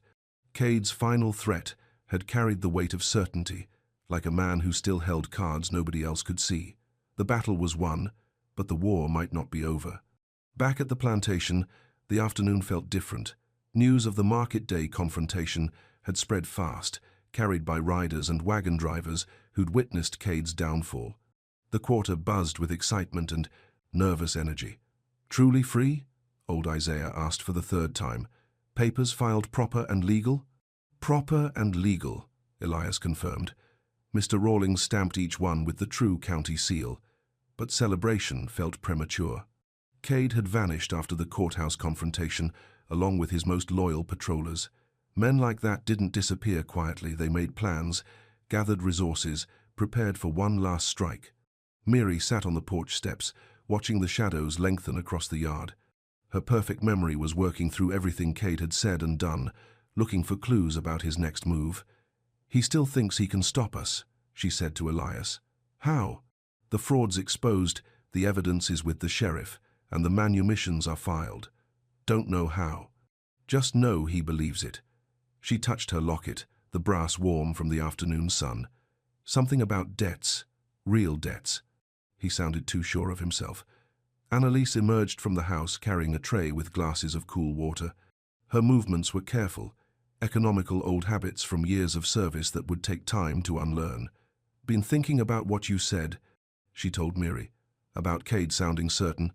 What if there really are debts we don't know about? Father would have told me about any serious obligations. Would he? If he was sick, confused from the fever? Elias considered this. His father's final months had been difficult periods of clarity, mixed with times when the old man didn't recognize his own son. Where would such records be kept? He wondered aloud. His desk, Annalise suggested. The big rollaway in his study. He kept all the important papers there. They'd avoided the study since the funeral, leaving it as the old man had arranged it. But now duty called them inside. The room smelled of pipe tobacco and old leather. Dust motes danced in the afternoon, light slanting through tall windows. The rollaway desk sat in the corner, its pigeonholes stuffed with papers. Miri approached the desk like a scholar approaching ancient texts. Her fingers moved through the papers with careful reverence, sorting them into categories. Bills of sale for livestock, she announced. Seed purchase receipts. Correspondence with cotton factors in New Orleans. Nothing unusual so far. But at the back of the deepest pigeonhole, her fingertips found something unexpected, a hidden compartment that opened with a soft click. Inside was a single document, folded small and tied with black ribbon. Elias untied the ribbon with shaking hands. The paper was old, yellowed at the edges, but the writing was clear. Promissory note, he read aloud, in the amount of $12,000 borrowed from Jeremiah Caldwell for the purchase of additional field hands, signed by Marcus Ward, dated March 1851. Silence filled the study. $12,000 was a fortune more than the entire plantation was worth. Dr. Caldwell? Annalise asked. The one who treated your fever? Must be his father or brother. But why would father borrow so much money? Miri was studying the document with her perfect memory engaged. The date's wrong for buying field hands. March is planting season, you buy workers in winter, before the heavy work starts. Then what was the money for? They examined the note more carefully. At the bottom, in smaller print, was a line that made everything clear.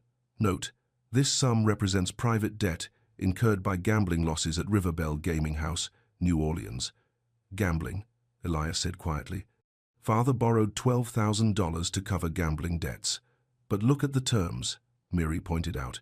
Payment due on death of borrower, with interest compounded annually, if he signed this in 1851 and died in 1854. Elias did the math, his face growing pale. With compound interest, the debt would be close to $20,000 now. Enough to claim the entire estate, Annalise said. More than enough. The land, the house, everything, including the people. A sound made them turn footsteps on the porch, boots approaching the front door. Through the window, they saw a familiar figure dismounting from a dusty horse, Dr. Jeremiah Caldwell, but not the kindly physician who treated Timothy Collins for marsh fever. This man moved with purpose, his face set in hard lines. He's come for the note, Miri whispered. The front door opened without invitation. Dr. Caldwell entered the house like a man who owned it, which perhaps he did. Elias, he called out, we need to talk. They met him in the parlor. The doctor looked older than his years, worn down by something heavier than medical practice. You found the note, he said. It wasn't a question. Just now. Then you understand the situation. Your father owed my brother Benjamin a considerable sum. Ben's been dead 2 years now, but his debt's passed to me. $20,000, with interest? $22,000, as of today. I've been patient, hoping the estate would yield enough to settle the obligation. But now I hear you're freeing all the slaves. The manumissions are legal and filed. Legal, yes, but they don't change the debt. This plantation and everyone on it belongs to me now, to satisfy what your father owed. Miri stepped forward. That's not how manumissions work. Once people are freed, they can't be re-enslaved to pay someone else's debts. Dr. Caldwell's smile was thin. Child, you have a lot to learn about law and finance. Debts supersede manumissions, always have. Prove it, she challenged. The doctor reached into his coat and produced another document. Foreclosure notice, signed by Judge Morrison this morning. The plantation and all its assets revert to me immediately. Elias took the paper, read it with growing despair. Official seals, proper signatures, legal language that seemed ironclad. But the people are free, he insisted. Whatever happens to the land, they're still free. Are they? Let's see what the courts say about that. Meanwhile, they'll continue working here as before, pending legal resolution. That could take years. Indeed it could. Doctor. Caldwell moved to the window, looking out at the quarter where lights were beginning to appear. I'm not an unreasonable man, Elias. Your father's debt wasn't your fault. But it's your responsibility now. What do you want? Simple. Restore things as they were. Cancel the manumissions, put the people back to work, and we'll call the debt satisfied. I can't do that. Then you'll lose everything, and they'll be enslaved anyway when the courts sort out the ownership. It was a devastating trap, perfectly legal and seemingly inescapable. But Mary's mind was working through the details, her perfect memory catching inconsistencies. The gambling debt, she said suddenly.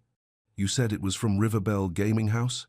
That's right, but Riverbell burned down in 1850, been closed ever since. How could your brother loan money for debts there in 1851? Dr. Caldwell's face flushed. You're mistaken about the dates. No, I'm not. Grandmother worked there as a cook. I remember exactly when it closed, November 1850, after the big fire. The doctor looked from Mary to the note, then back again. The child's confused. I don't think she is, Elias said slowly.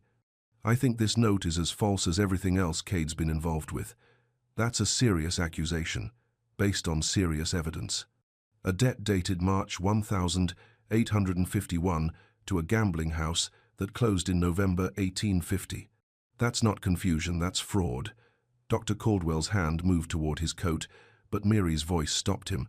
Sheriff Crawford's on his way, she said calmly. Saw his dust cloud from the study window. Probably wants to ask more questions about forged documents. Through the window, they could indeed see a rider approaching fast. Doctor. Caldwell looked trapped, his scheme unraveling as quickly as Cade's had. This isn't over, he said. Yes, it is, Mary replied. Just like with Cade, truth has a way of coming out when you pay attention to the details. The doctor left without another word, mounting his horse just as Sheriff Crawford arrived. They passed on the drive without acknowledgement, but the sheriff's eyes followed the doctor's retreat with professional interest. Trouble? Crawford asked as he dismounted. Nothing we can't handle, Elias replied, but you might want to examine that foreclosure notice Dr. Caldwell was carrying. I think you'll find it's as false as the other documents in this case. The sheriff nodded grimly. Starting to think half the legal papers in this county are forgeries. Going to be a lot of work sorting truth from lies. But the worst was yet to come. As darkness fell over the plantation, Mary felt the familiar chill of approaching danger. Cade and Doctor. Caldwell had been exposed, their schemes unraveled, but desperate men with nothing left to lose were the most dangerous of all. The final confrontation was coming, and this time it wouldn't be about documents or legal procedures. This time it would be about survival. The storm struck just after midnight, wind that screamed through the trees, and rain that fell like bullets from heaven. Lightning split the darkness every few seconds, illuminating a world gone mad with weather. But this was more than nature's fury. In the chaos of wind and rain, darker currents moved with purpose. Mary woke to the smell of smoke. She sat up in her small bed, nostrils flaring. Smoke, yes, but not from a chimney or hearth fire. This was the sharp, dangerous smell of burning buildings. Through her window, she saw orange light dancing against the storm clouds. The smokehouse was on fire, flames reaching toward the sky despite the driving rain.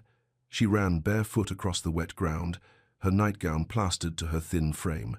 At the smokehouse, she found chaos, the building fully engulfed, sparks flying in the wind to threaten the barn and stables. Fire, she screamed, her voice carrying over the storm. Fire in the smokehouse. People erupted from the quarter, men with buckets, women with wet blankets, children helping to move whatever could be saved. But the rain that should have helped was working against them, making the ground slippery and treacherous. Elias appeared at her side, his hair wild from sleep. How did it start? Don't know, but look, she pointed to the base of the burning building. Kerosene smell. This wasn't accident. Through the smoke and rain, they saw movement at the edge of the firelight. Riders, watching from the shelter of the trees, too distant to identify, but the message was clear. Cade. Elias said, or Dr. Caldwell, or both. The fire brigade worked with desperate efficiency, but the smokehouse was beyond saving. Their goal now was to prevent the flames from spreading to other buildings. Isaiah appeared with a team of mules and a water barrel. "Got this from the creek," he shouted over the storm, but the creek's rising fast bridge might not hold much longer. That was when Miri realized the true scope of the attack. The storm was natural, but it was being used as cover for something worse. "The creek," she said to Elias. "If the bridge goes out, we're cut off from town. Can't get help, can't reach the sheriff. They're isolating us." As if to confirm her fears, another shout rose from the direction of the main road. "Bridge is going. Timber's breaking loose." Through the rain and darkness, they heard the crack and groan of breaking wood. The bridge that connected the plantation to the outside world was washing away in the flood. "We're trapped," Annalise said, appearing with Ruth and several other women. "That's the idea," Miri replied grimly. But the night's surprises weren't finished. As the smokehouse finally collapsed in a shower of sparks, new trouble emerged from the storm. The riders they'd seen at the edge of the firelight were coming closer, a dozen men on horseback, moving through the rain like avenging angels. At their head rode Cade Huxley, his face lit by the dying fire. Behind him came Dr. Caldwell and a collection of patrollers and hired guns. "Elias Ward," Cade's voice boomed across the yard. "Time to settle accounts." The freed people of the quarter formed a protective circle around Elias and his family. They had no weapons except farm tools, but their determination was absolute. "What do you want, Cade?" Elias called back. "Justice. You've destroyed an honest man's livelihood with your lies and forgeries. The only forgeries were yours. Prove that in court." "Oh, wait, you can't. Court's on the other side of a washed-out bridge." "Doctor." Caldwell spurred his horse forward. "The debt stands, Ward. $22,000, payable immediately." "With a gambling debt dated after the gambling house burned down?" Miri shouted. "That debt's as fake as everything else you've tried. Child, you're going to get people hurt with that mouth of yours." But Miri wasn't intimidated. She stepped forward, her young voice carrying clear across the muddy yard. "I know what you're really after, all of you. It's not about debts or justice, it's about the Underground Railroad." Silence fell over the yard except for the sound of rain on mud and the crackle of dying embers. "You've been stealing freedom papers and selling forgeries because you wanted to track who was trying to escape, wanted to know which routes they were using, which people were helping them." Cade's face went pale in the firelight. "You don't know what you're talking about." "Yes, I do. The quilt patterns, the hymn routes, the safe houses, you've been mapping them all. That's worth more than any plantation, isn't it? Information you can sell to slave catchers across 3 states. Dr. Caldwell drew his gun. The child said enough. But Miri wasn't finished. "And now you want to make an example. Show what happens to folks who help runaways. Burn them out, drive them off. Make sure nobody else gets ideas about freedom. Smart little girl," Cade said. Too smart for her own good. The standoff stretched tight as the storm raged around them. 2 groups facing each other across a muddy yard, with the future of the Underground Railroad hanging in the balance. Then, through the rain and darkness, came a new sound, the splash of oars on water. "Ferries running," Isaiah said quietly. "Even in this storm." From the direction of the creek, lanterns appeared through the rain. A boat was crossing the flooded water, carrying passengers despite the dangerous conditions. "Sheriff's coming," someone whispered. But as the boat drew closer, they could see it wasn't Sheriff Crawford. The passengers were strangers, hard-looking men with rifles and the purposeful manner of professional slave catchers. "Friends of yours?" Elias asked. "Cade, business associates, heard there might be trouble with runaways tonight." The trap was complete now. The bridge was out, the plantation was isolated, and any hope of outside help was cut off by the flood. But Miri touched her locket and began to hum, very soft. The tune was "Wade in the Water," but sung so quietly it was almost lost in the rain. Around the yard, other voices began to join hers. Ruth added a low harmony. Isaiah provided the bass notes, and soon the entire circle was singing the old hymn. The slave catchers shifted nervously. There was something unsettling about dozens of voices singing in perfect harmony while rain poured down and embers glowed in the darkness. "Stop that singing," one of them demanded.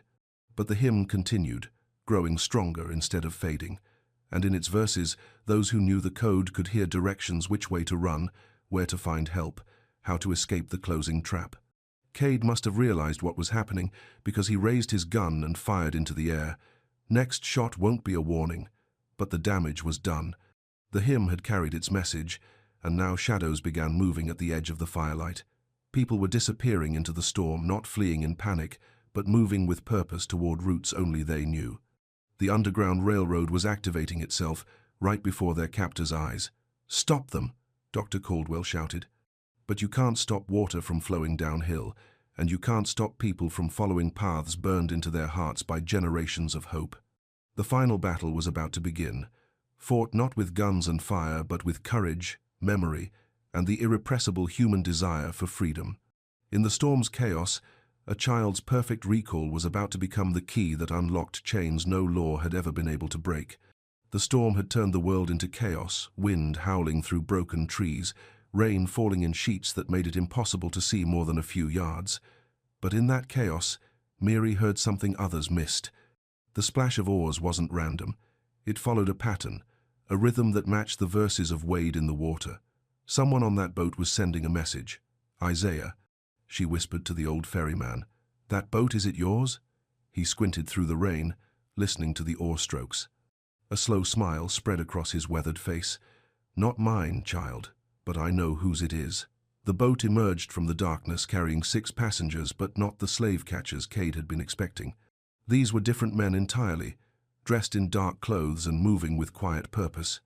At their head was a figure Miri recognized from stories whispered in the quarter, Moses Johnson, the legendary conductor who'd guided more souls to freedom than any man alive.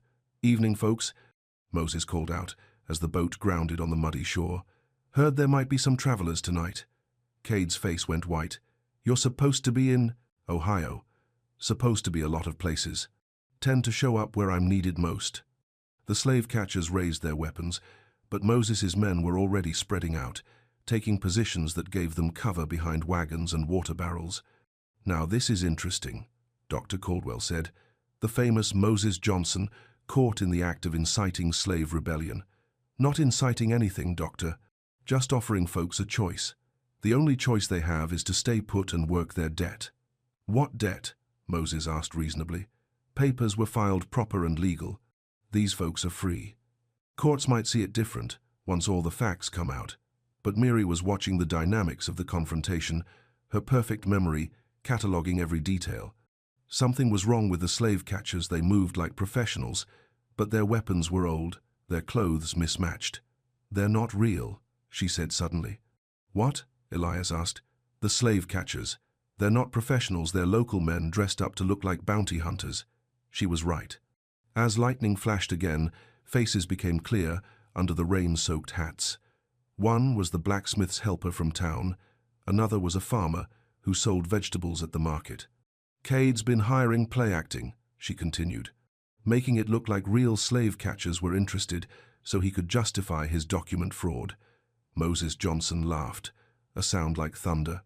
"Boy, you've been running a theater company, not a criminal enterprise." "Shut up," Cade snapped. "This ends now." He raised his gun toward Moses, but before he could fire, the ferryman Isaiah stepped between them. "Hold on there, Cade. Got something you need to see." Isaiah reached into his coat and pulled out a rolled paper tied with official ribbon. "Telegram came through this afternoon, just before the storm hit. Thought you might want to hear what it says." He unrolled the paper and read by the light of a lantern.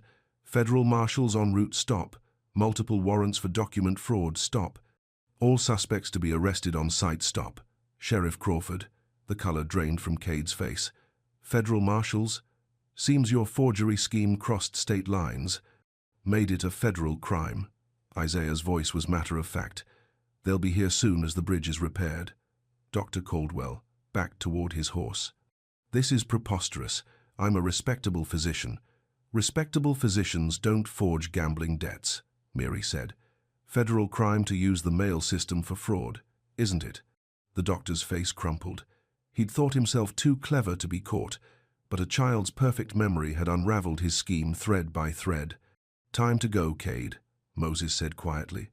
Storm's ending, marshals are coming, and you've got about an hour head start if you leave now.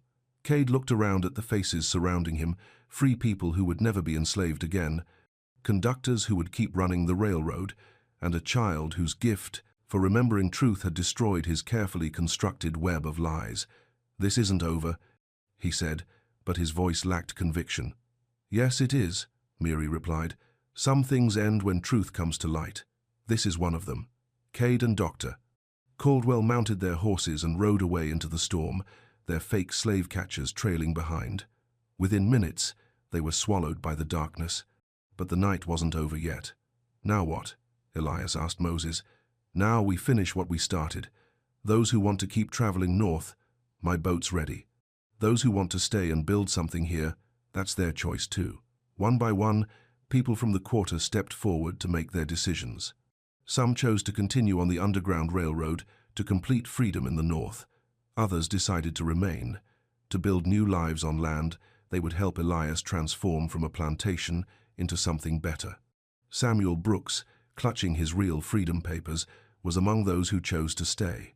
Seems like this might be a good place to start over, he said. Ruth nodded agreement. Got healing work to do here. Folks to tend, babies to birth, medicines to brew. Isaiah grinned. Ferry's going to be busier than ever, carrying free people back and forth instead of escaping slaves. But it was Miri's choice that mattered most to Elias. What about you, child? Moses could take you north, get you proper schooling. Miri touched her locket, feeling the weight of all the memories it held, songs and stories, maps and medicines, the accumulated wisdom of generations who had survived by remembering what others forgot. My place is here, she said. Got work to do, teaching the songs, keeping the stories, making sure folks remember how freedom came. As dawn broke over the plantation, the storm clouds finally parted. Sunlight streamed across a world washed clean, where free people were already making plans for a different kind of future. The Underground Railroad would continue running, but now it had a new destination, not just escape from slavery, but a place where freedom could take root and grow. And at the center of it all stood a child with perfect pitch and perfect memory, humming an old hymn that had guided souls through darkness into the light of a new day. The real journey was just beginning. The sun rose like a promise over the plantation, painting the world in shades of gold and hope. The storm had washed away more than just mud and debris. It had swept away the old order, leaving space for something new to grow.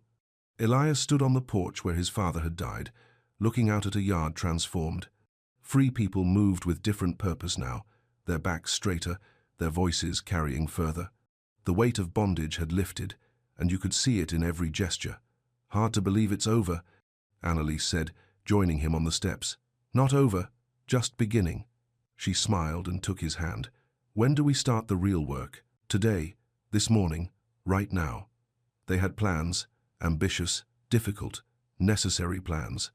The plantation would become something unprecedented, a cooperative where former slaves could earn ownership of their own land, where education would be as important as agriculture, where the Underground Railroad would have a permanent safe haven. But first, there were immediate needs to address. Miri approached with a list written in her careful hand. Got the inventory finished. Smokehouse is gone, but the rest is salvageable. Enough supplies to last through harvest if we're careful. And the legal situation? Sheriff Crawford sent word federal marshals arrested Cade and Dr. Caldwell on the Natchez Road. Won't be bothering anybody for a long time. The child had grown older in the past few days, her young face marked by experiences that would have broken many adults. But her spirit remained unbroken, her gift for memory stronger than ever. What about the songs? Elias asked. The railroad codes? Still got them all, every verse and chorus. But I'm thinking we need new songs now. Freedom songs instead of escape songs. She was right. The old spirituals had served their purpose, guiding souls through darkness to safety. But free people needed different music, songs of hope and building and permanence. Preacher Cole's coming this afternoon, Annalise reported, bringing supplies from the church and news from other stations on the railroad. Good. We'll need his connections for what we're planning. The morning passed quickly as people organized themselves into work groups.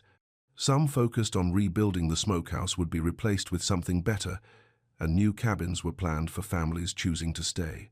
Others worked on documentation, making sure everyone's freedom papers were in order, establishing legal identities for people who'd never been allowed to exist officially.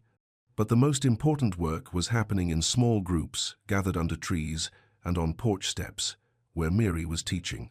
Songs carry maps, she explained to a circle of children, not just for roads and rivers, but for memories and wisdom. When you sing, "Wade in the water," you're carrying forward everything our people learned about finding freedom. She taught them the verses, the harmonies, the subtle variations that encoded different routes and safe houses. But she also began creating new verses, songs about planting and harvest, about schools and homes, about a different kind of freedom that built instead of fled. By afternoon, the transformation was visible. What had been a plantation yard at dawn was becoming a town square by sunset. People moved with purpose and dignity, making decisions about their own lives for the first time in memory. When Preacher Cole arrived with his wagon full of supplies, he found a community already taking shape. "Remarkable," he said to Elias as they watched children learning to read under Miri's instruction. "In one day, you've accomplished what most folks couldn't do in years. It's not my accomplishment. It's theirs. Still, took courage to set it in motion. Took a child with perfect memory to make it possible." They watched as Miri worked with the children, her voice patient and clear as she taught them letters and numbers alongside hymns and freedom songs. "She's going to be something special. That one," the preacher said. "She already is." As evening approached, the real celebration began. Lanterns were lit throughout the yard, tables appeared loaded with food, and voices rose in harmony that could be heard for miles around. Moses Johnson had delayed his departure to witness this moment. "In 40 years of running the railroad," he told Elias, "I've never seen anything like this. You're not just freeing people, you're showing them how to stay free. Think it will work? Child, anything that starts with singing and ends with land ownership has a better chance than most." The night deepened, but the celebration continued. Free people danced to music they'd never been allowed to make, told stories they'd never been allowed to share, made plans for futures they'd never been allowed to imagine. At the center of it all, Miri's voice rose clear and strong, leading a hymn that was part memory, part prophecy. "Wade in the water. Children, wade in the water. God's gonna trouble the water, but troubles make freedom, and freedom makes home, and home is where love is, and love is where we are. So wade in the water. Children, wade in the water." The song went on, verses flowing like water over stones, each one adding something new while keeping the old melodies alive. As the last notes faded into the night air, Elias realized this was what his father had hoped for in his final months, not just the freeing of slaves, but the creation of something better to replace what was lost. Tomorrow would bring new challenges. There would be legal battles to fight, crops to plant, children to educate, and a community to build from nothing but hope and determination.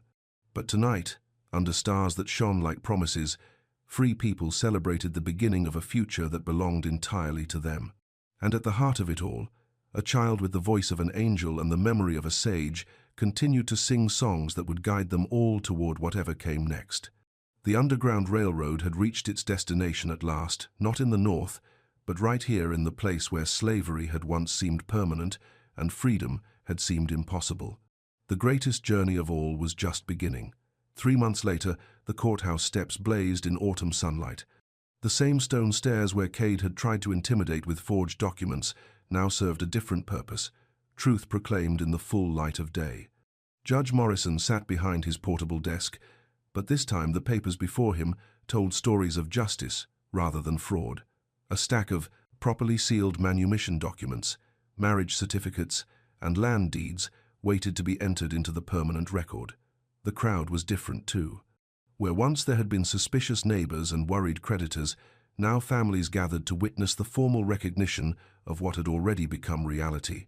Miri stood beside the judge's table, wearing a dress that had belonged to her grandmother, deep blue cotton, with tiny brass buttons that caught the light. Around her neck, her locket gleamed like a badge of honor. "Ladies and gentlemen," Judge Morrison called out, his voice carrying across the square, We're here today to correct the public record and recognize the legal status of citizens who were wrongfully held in bondage. The process was methodical, but moving.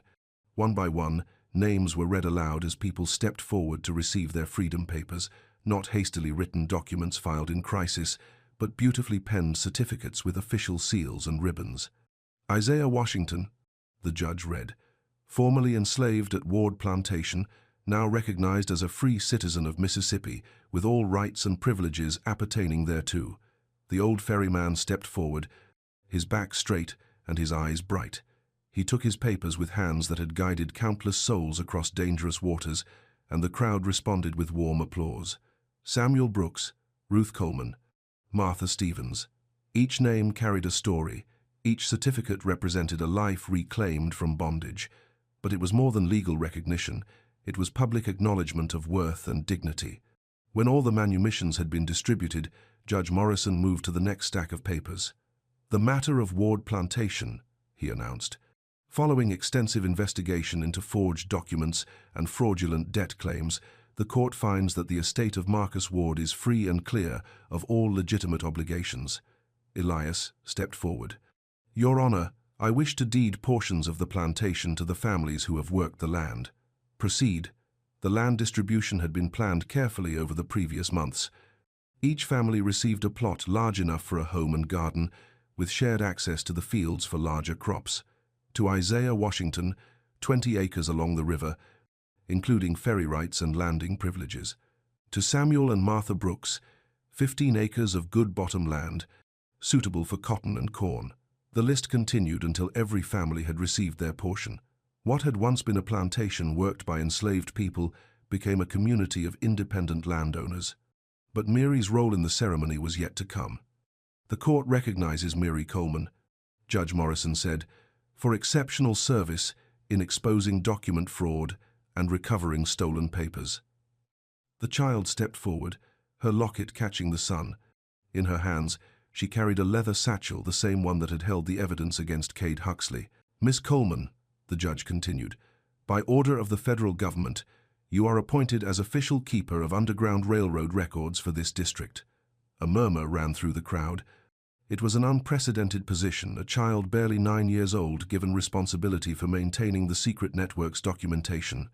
"The federal authorities recognize," Judge Morrison explained, "that Miss Coleman's perfect memory and proven discretion make her uniquely qualified to preserve the historical record of freedom routes and safe houses."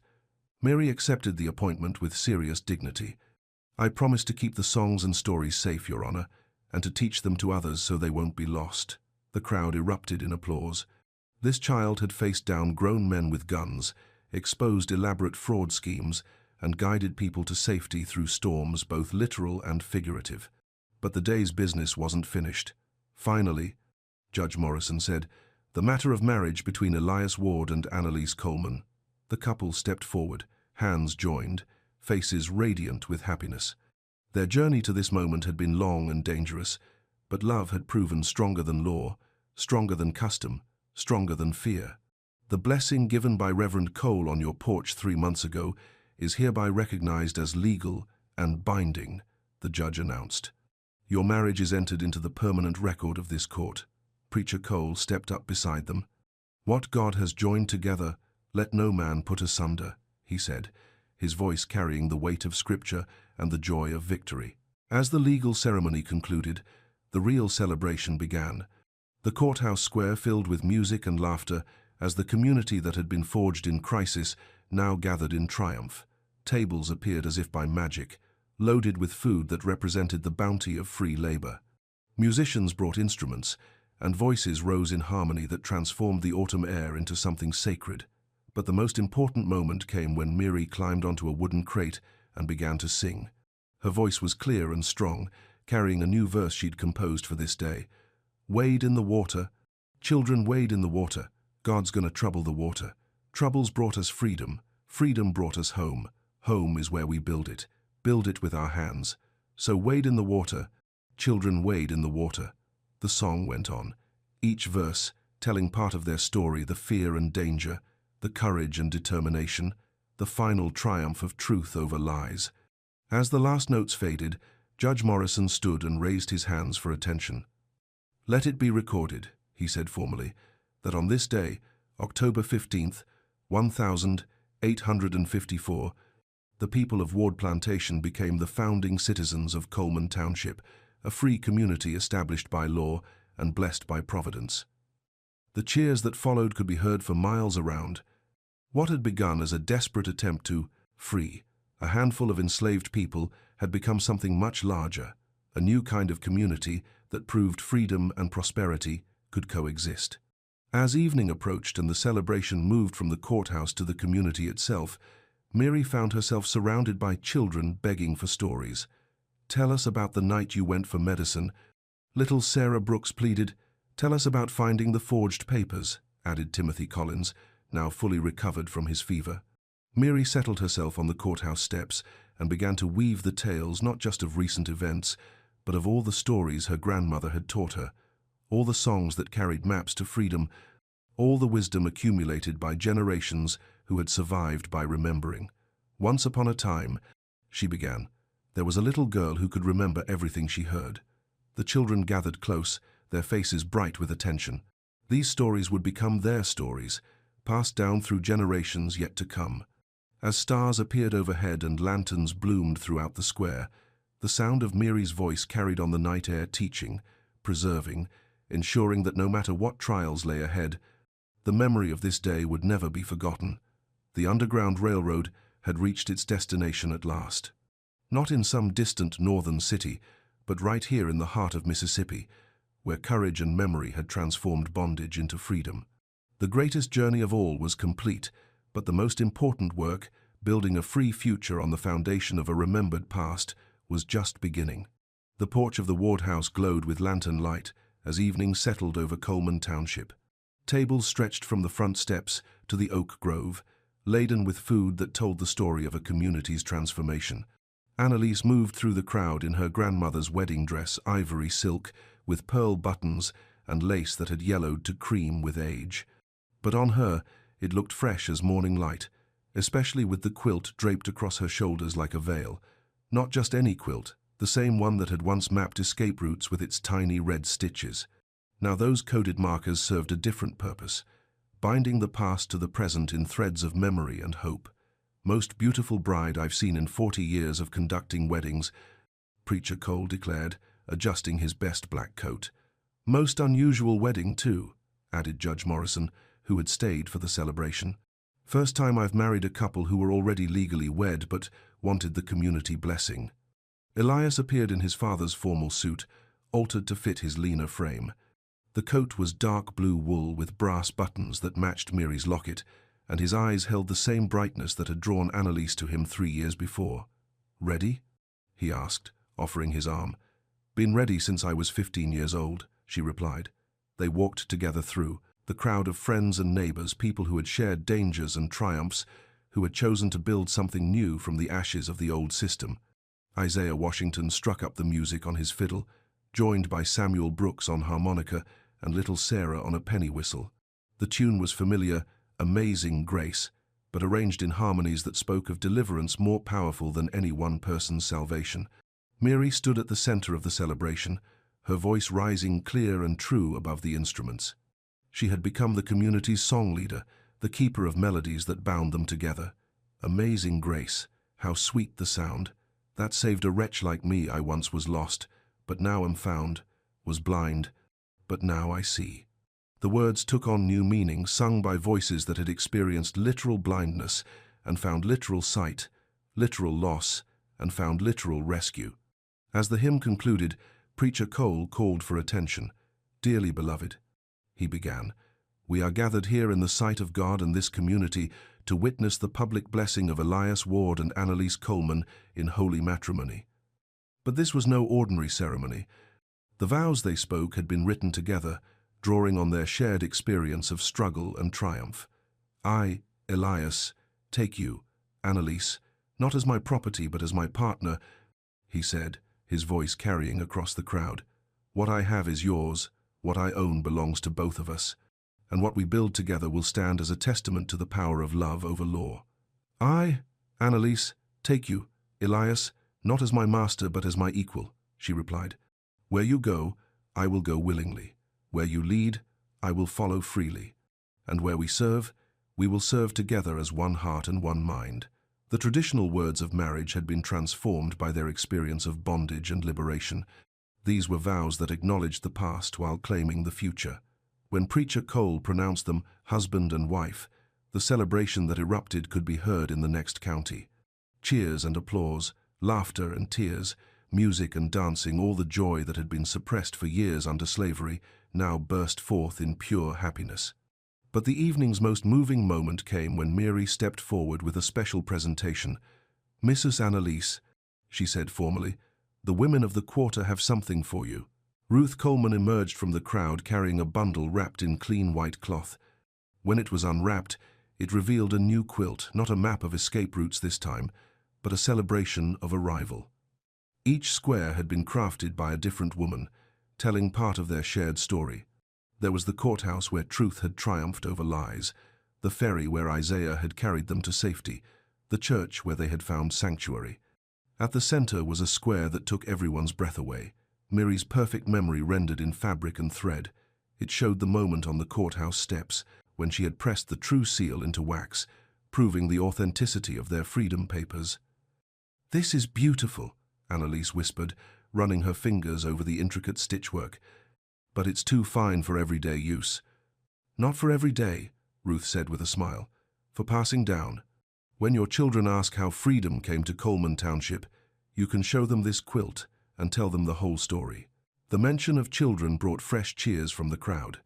The future was no longer something to fear, but something to anticipate with joy. As the evening progressed, the celebration evolved into something part wedding reception, part town meeting, part revival service. People shared stories, made plans, and strengthened the bonds that held their unusual community together.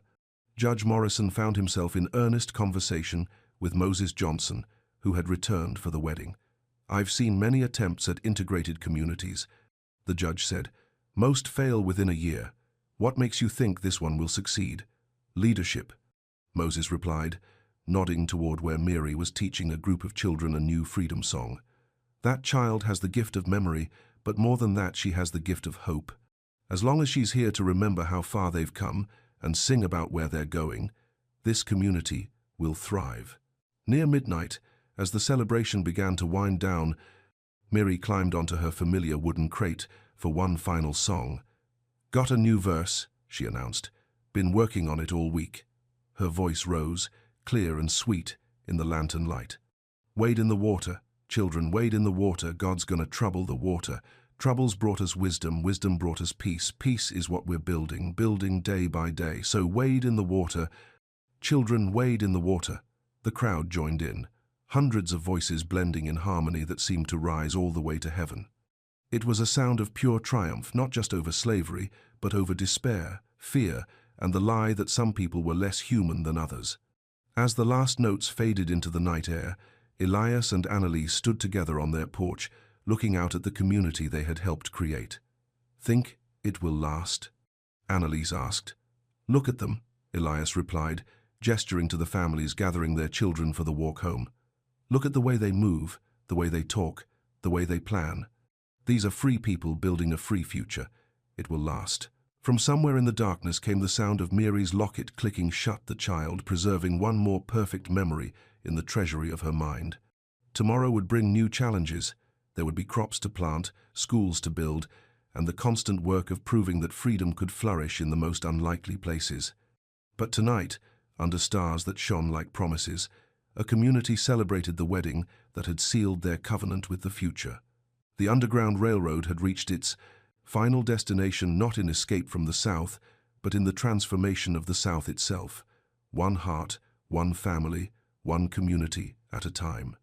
Dawn came soft and golden to Coleman Township, painting the world in shades of promise. The celebration debris from the night before, empty plates and scattered chairs, ribbons and flower petals, told the story of joy finally given free rein. Mary woke early, as was her habit, and stepped onto the porch of the house where she now lived with Ruth and Samuel. The quiet after celebration always felt special to her, like the world taking a deep breath before beginning something new. From the porch, she could see the changes that 3 months had brought. New cabins dotted the landscape, each with its own garden plot and small barn. Children who had never been allowed to play were chasing chickens and climbing trees. Adults who had worked from sunrise to sunset under the lash now moved at their own pace, guided by their own decisions.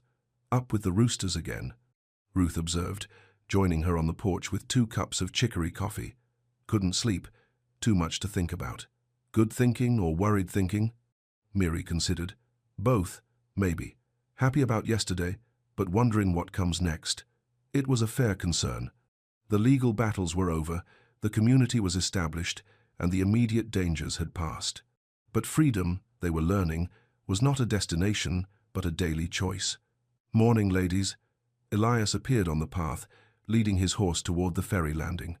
Even as a married man and community leader, he maintained his habit of early morning rides to check on the far boundaries of their land. "Where to today?" Ruth asked. "Meeting with the cotton factor in Natchez. Need to arrange fair prices for the harvest." This was new territory for all of them, negotiating as equals rather than accepting whatever terms were offered. The learning curve was steep, but necessary. "Take care," Miri called. "Road still got unfriendly folks on it. I'll stay alert." As Elias rode toward the ferry, other signs of morning activity appeared throughout the township. Isaiah was already at his landing, preparing the ferry for its first crossing. The Hopkins family was leading their mule to the cotton fields. Old Martha was hanging washing on lines strung between trees. But it was the sound that mattered most to Miri, the sound of free people beginning a free day. No overseer's horn, no master's bell, no whip crack to hurry laggards. Just the natural rhythm of folks choosing their own pace and priorities. "Getting company," Ruth observed, pointing toward the main road. A wagon was approaching, driven by a man in city clothes. As it drew closer, Miri could see it was loaded with books and supplies. "The teacher," she said with excitement. "Finally here." They had written to the American Missionary Association months ago, requesting an educator for their community school. The response had been encouraging but cautious. Finding someone willing to teach in rural Mississippi was challenging. The wagon pulled up to the church, which also served as the schoolhouse. A young man climbed down, tall and thin, with kind eyes behind wire-rimmed spectacles. "Mr. David Thornton." He introduced himself to the small crowd that had gathered. "From Oberlin College in Ohio. I understand you're in need of a teacher." "More than need," Ruth replied. "These children have been denied education their whole lives. They're hungry for learning." "Well then," Thornton said, unloading boxes of books, "we'd better get started." Within the hour, the church had been transformed into a classroom. Children from 6 to 16 crowded onto makeshift benches, their eyes bright with anticipation. But the most eager student was Miri herself. Her perfect memory had captured fragments of education over the years, overheard lessons, glimpsed books, snatches of Latin from the doctor. Now she would have the chance to organize all that scattered knowledge into something systematic. "We'll begin with the alphabet, mister," Thornton announced. "How many of you know your letters?" A few hands went up tentatively. Reading had been forbidden to slaves, punishable by whipping or worse. But some had learned in secret, taught by sympathetic owners or fellow slaves who had somehow acquired the skill. "Don't be shy," the teacher encouraged. "There's no wrong answer here. We're all learning together." Miri raised her hand. "I know some letters, and I can remember anything I hear if you say it clear enough." "Excellent. Would you like to help demonstrate?" For the next hour, Miri worked with Mr. Thornton to show the other children how letters combined to make words, how words combined to make sentences, how sentences could capture thoughts and preserve them forever. It was magic of a different sort than her perfect memory, the magic of turning thoughts into marks on paper, of creating permanence from the temporary. "Reading is freedom, Mr. Thornton explained to his rapt audience. "When you can read, you can learn anything you want to know. History, science, literature, law, it's all waiting for you in books." As the morning lesson concluded, the children scattered to their various chores and play, but Miri lingered, studying the alphabet chart Mr. Thornton had hung on the wall. "Remarkable memory," he told her. "You absorbed in an hour what might take others weeks to learn." "Had good teachers," she replied. "Grandmother taught me that everything matters, worth keeping." "What would you like to learn?" Besides reading and writing, I mean, Mary considered. Medicine, maybe. Ruth's teaching me about herbs and healing, but I'd like to know the book learning too. That's ambitious for someone so young. Freedom makes you ambitious, she said simply. That afternoon brought its own revelations. Annalise and Elias returned from their errands with news from the outside world. The railroad's expanding. Elias reported to the gathering in the church. Moses Johnson says they're opening 3 new routes through Mississippi this winter. More conductors coming through? Isaiah asked. Regularly. And they'll need supplies, safe houses, local guides. Mary felt a familiar excitement stirring. The Underground Railroad had given her community its freedom, but the work wasn't finished. There were still people in bondage, still souls seeking liberation. What about the new Fugitive Slave Act? Ruth asked. Heard it makes helping runaways more dangerous. Makes it more necessary too. Annalise replied firmly. Can't stop helping folks just because the law got meaner. What's our role? Someone called out. Elias looked around at the faces of his community, former slaves who had risked everything for freedom, now being asked to risk it again for others. That's for each family to decide, he said. Nobody's required to participate, but Coleman Township is officially a stop on the Underground Railroad for anyone who chooses to make it so. The vote wasn't even close. Every hand went up. That evening, as the community gathered for their traditional sunset singing, Mary found herself thinking about time and memory. 3 months ago, these people had been property. Tonight, they were voting to help other property become people. What song tonight? Mr. Thornton asked. He had been invited to join their evening circle, and the music fascinated him. Something new, Mary decided. She stepped into the center of the circle and began, We are climbing Jacob's ladder. We are climbing Jacob's ladder. We are climbing Jacob's ladder. Children of the Lord, every rung goes higher, higher. Every rung goes higher, higher. Every rung goes higher, higher. Children of the Lord started down in Bondage Valley. Started down in Bondage Valley. Started down in Bondage Valley. Children of the Lord, now we're rising toward the morning. Now we're rising toward the morning. Now we're rising toward the morning. Children of the Lord. The song continued, each verse mapping their journey from slavery to freedom to purpose.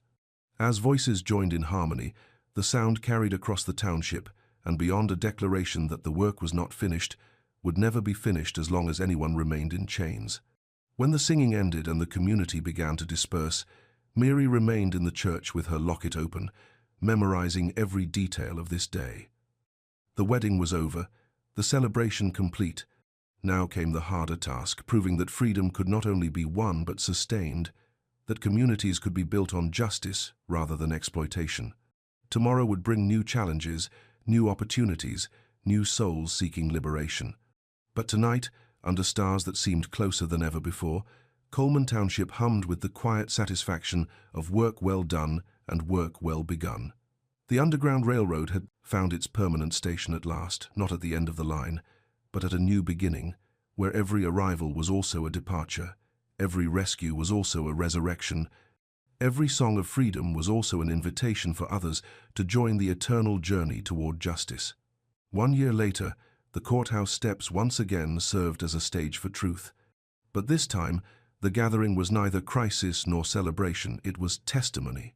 A congressional committee investigating the Underground Railroad had come to Mississippi, following rumors of an unusual community where former slaves and white landowners worked together in defiance of conventional Southern society. Congressman William Patterson from Pennsylvania sat behind the familiar table, flanked by a stenographer whose pen moved constantly across paper.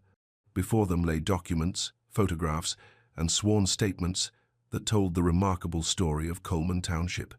Miss Coleman, the congressman said, addressing Mary formally, you were present during the events that led to the exposure of the document fraud scheme? Yes, sir. At 10 years old, Mary had grown taller but retained the same serious demeanor that had marked her as a child of unusual gifts. In your own words, please describe what you observed. What followed was the most comprehensive account of the Underground Railroad's operations ever given to federal authorities. But Mary was careful, revealing only what was already known or what could no longer endanger anyone. She spoke of forged documents and stolen seals, of midnight rescues and coded hymns, of corrupt officials and courageous conductors. Her perfect memory provided details that amazed the congressional stenographer and confirmed facts that investigators had only suspected. "The hymns served as maps?" Congressman Patterson asked. "Yes, sir. Wade in the water told folks where to cross creeks and rivers. Swing low, Sweet Chariot marked safe houses. Follow the Drinking Gourd showed the way north. And these songs were sung openly, in church, in the fields, at work.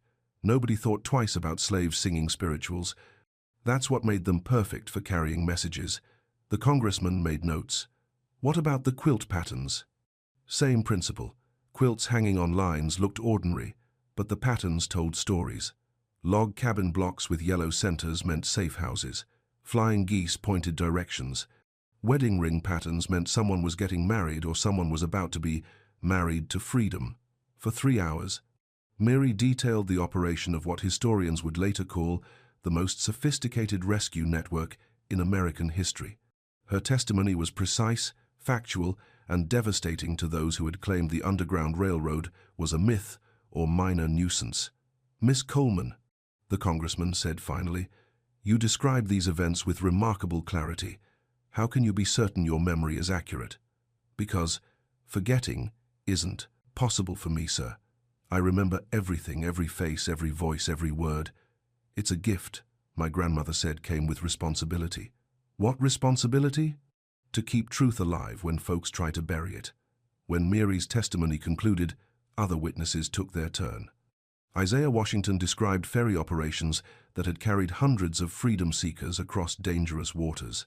Ruth Coleman explained medical care for refugees with infected feet and fever.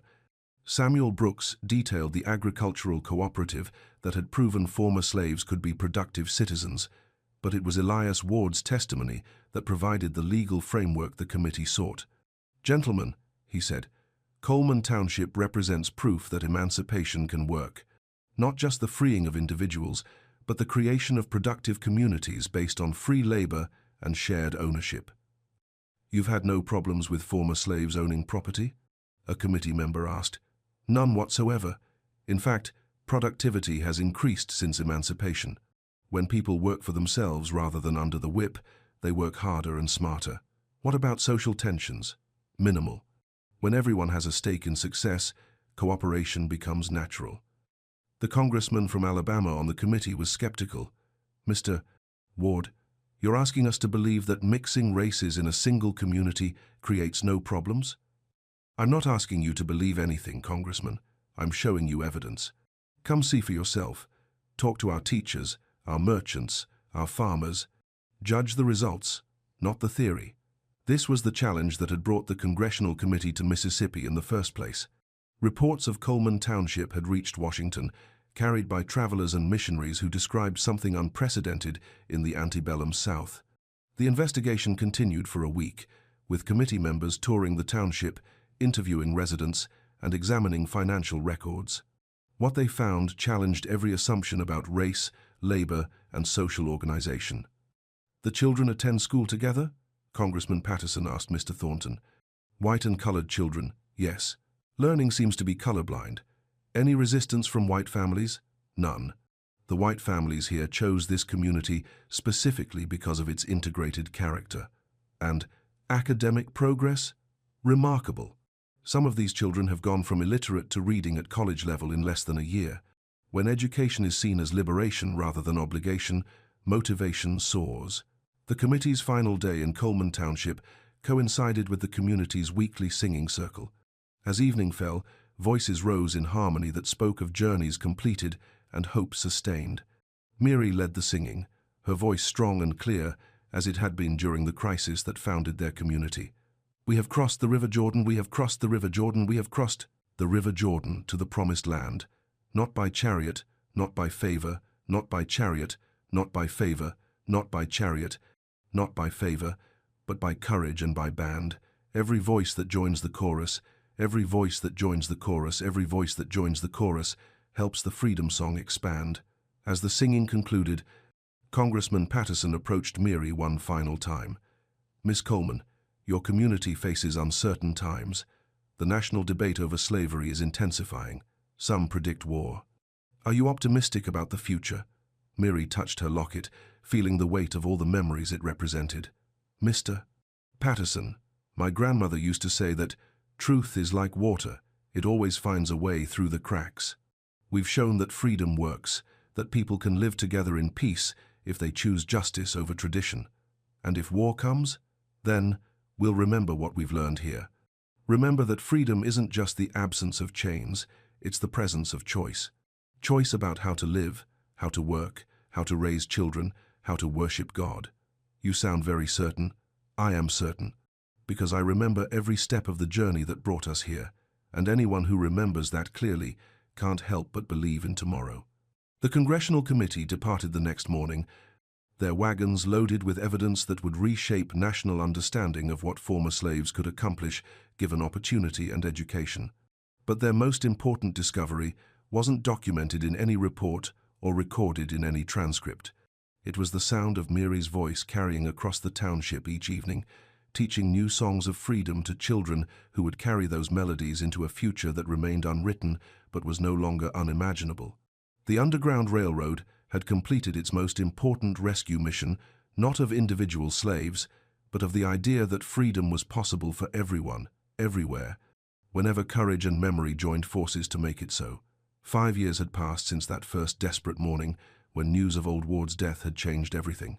Now, in the autumn of 1859, Coleman Township had become what its founders had dreamed, a community where freedom had taken root so deep that even the approaching storm of national conflict couldn't shake its foundations. Mary stood at the edge of the cemetery where her grandmother rested, the brass locket warm in her palm. At 15, she had grown into the role of community, memory keeper, teacher, and keeper of the songs that had guided so many to safety. Behind her, the sounds of evening preparation drifted across the township. Children called to each other as they finished their chores. Adults gathered in small groups to discuss the day's work and tomorrow's plans. The rhythm of free people living free lives had become as natural as breathing. Mary? Annalise Ward approached, her youngest child balanced on her hip. Little Marcus had his father's serious eyes but his mother's quick smile. Ready for tonight? Ready as anyone can be. Tonight marked a special anniversary, 5 years since the first Freedom Papers had been filed, 5 years since Coleman Township had officially come into existence. But it was more than a celebration of the past. It was preparation for an uncertain future. Word had come by telegraph that morning. Tensions between North and South were reaching a breaking point. Some predicted war within the year. If conflict came, communities like theirs would face terrible choices. "What will you sing?" Annalise asked. "Something that helps folks remember why we're here, and something that helps them face what might be coming." As sunset painted the sky in shades of gold and purple, the community gathered in the church for their weekly service. But tonight's gathering was larger than usual. Visitors had come from other Underground Railroad stations, conductors and refugees, who wanted to witness what freedom looked like when it was allowed to flourish. Moses Johnson sat in the front row, his weathered face peaceful despite the stories he carried. Isaiah Washington stood near the piano, his ferryman's cap in his hands. Ruth Coleman held her granddaughter, passing down the traditions that had kept hope alive through the darkest times. But all eyes turned to Mary as she stepped to the front of the church. 5 years ago, she began, her voice carrying easily to the back of the room, we learned something important about freedom. We learned it's not something you get, it's something you make, every day, with every choice. She touched her locket, feeling the familiar comfort of her grandmother's memory. Tonight I want to sing you the whole song, not just the verses we've been learning, but all the verses that came before, and all the verses that are still to come. She began with the ancient African rhythms her grandmother had taught her, melodies that had survived the Middle Passage and plantation years. Her voice rose and fell like water finding its course, carrying stories older than memory. Before the water, there was song. Before the crossing, there was hope. Before the freedom, there was faith that God would make a way somehow. Other voices joined tentatively at first, then with growing confidence as the familiar patterns emerged. This was the underground song, the one that had guided countless souls from bondage to liberty. Wade in the water, children, wade in the water, God's gonna trouble the water. But tonight Mary didn't stop with the traditional verses. She continued with the new songs she'd composed over the past 5 years, verses that told the story of Coleman Township. Crossed the water to the promised land, crossed the water to the promised land, crossed the water to the promised land. Children of the Lord built the promised land with our own hands, built the promised land with our own hands, built the promised land with our own hands. Children of the Lord taught the children how to read and write, taught the children how to read and write, taught the children how to read and write. Children of the Lord made the law bow down to what is right, made the law bow down to what is right, made the law bow down to what is right. Children of the Lord. As the song continued, something magical happened in the church. The barriers between past and present dissolved. The spirits of all who had struggled for freedom seemed to join their voices. The grandmother who had taught Mary the old songs, the unknown conductors who had guided the railroad, the countless souls who had died before seeing liberty. Now the water rises up again, now the water rises up again, now the water rises up again. Children of the Lord, but we know the way to higher ground. But we know the way to higher ground, but we know the way to higher ground. Children of the Lord. Freedom's more than just being free. Freedom's more than just being free. Freedom's more than just being free. Children of the Lord, freedom's building what's meant to be. Freedom's building what's meant to be. Freedom's building what's meant to be. Children of the Lord. When the final verse faded into silence, not a sound could be heard in the church. Even the children sat still, sensing they had witnessed something sacred. Then Moses Johnson stood slowly, his voice rough with emotion. "Child," he said to Mary, "in 40 years of conducting on the railroad, I've heard a lot of freedom songs, but that one's going to outlast all of us." "That's the idea," Mary replied. "Songs that last longer than the people who sing them. Songs that teach the next generation what the previous generation learned." As the service concluded and people began to drift toward the fellowship hall for the anniversary supper, Congressman Patterson approached Mary. He had returned to Coleman Township many times since his first visit, drawn by the community's example. "Miss Coleman," he said, "I've just received word from Washington. The situation is deteriorating rapidly. There may be war within months." "We know," she replied calmly. "Been preparing." "Preparing how?" "Teaching the songs to as many people as possible. Making sure the memory doesn't die even if." She didn't finish the thought. "You're not afraid?" Mary considered the question, touching her locket one final time as the evening star appeared above the church steeple. "Fear's just forgetting what you know to be true," she said finally. "I know freedom works because I've seen it built from nothing but courage and hope. I know people can live together in peace because I see it every day. And I know that whatever comes, the songs will survive to guide the next generation home." The congressman nodded and moved on, but Mary remained in the churchyard, looking up at the stars that had guided so many freedom seekers to safety. Tomorrow would bring new challenges. The storm clouds of war were gathering, and communities like Coleman Township would face tests that would determine whether the ideals they'd built could survive the crucible of national conflict. But tonight, under stars that shone like promises, a young woman with perfect memory and perfect pitch stood as guardian of songs that had already changed the world once and would change it again. The Underground Railroad had reached its true destination at last, not in any particular place, but in the human heart's unshakable conviction that freedom was not just possible, but inevitable for all God's children. And as long as there were voices to sing the songs and memories to preserve them, that conviction would never die. From somewhere in the distance came the sound of a child humming, "Wade in the Water." And Mary smiled. The eternal song continued, carried by voices yet unborn into a future that remained unwritten but was no longer unimaginable. The greatest journey of all, from bondage to freedom to justice, was both complete and just beginning. One voice, one heart, one perfectly remembered song at a time.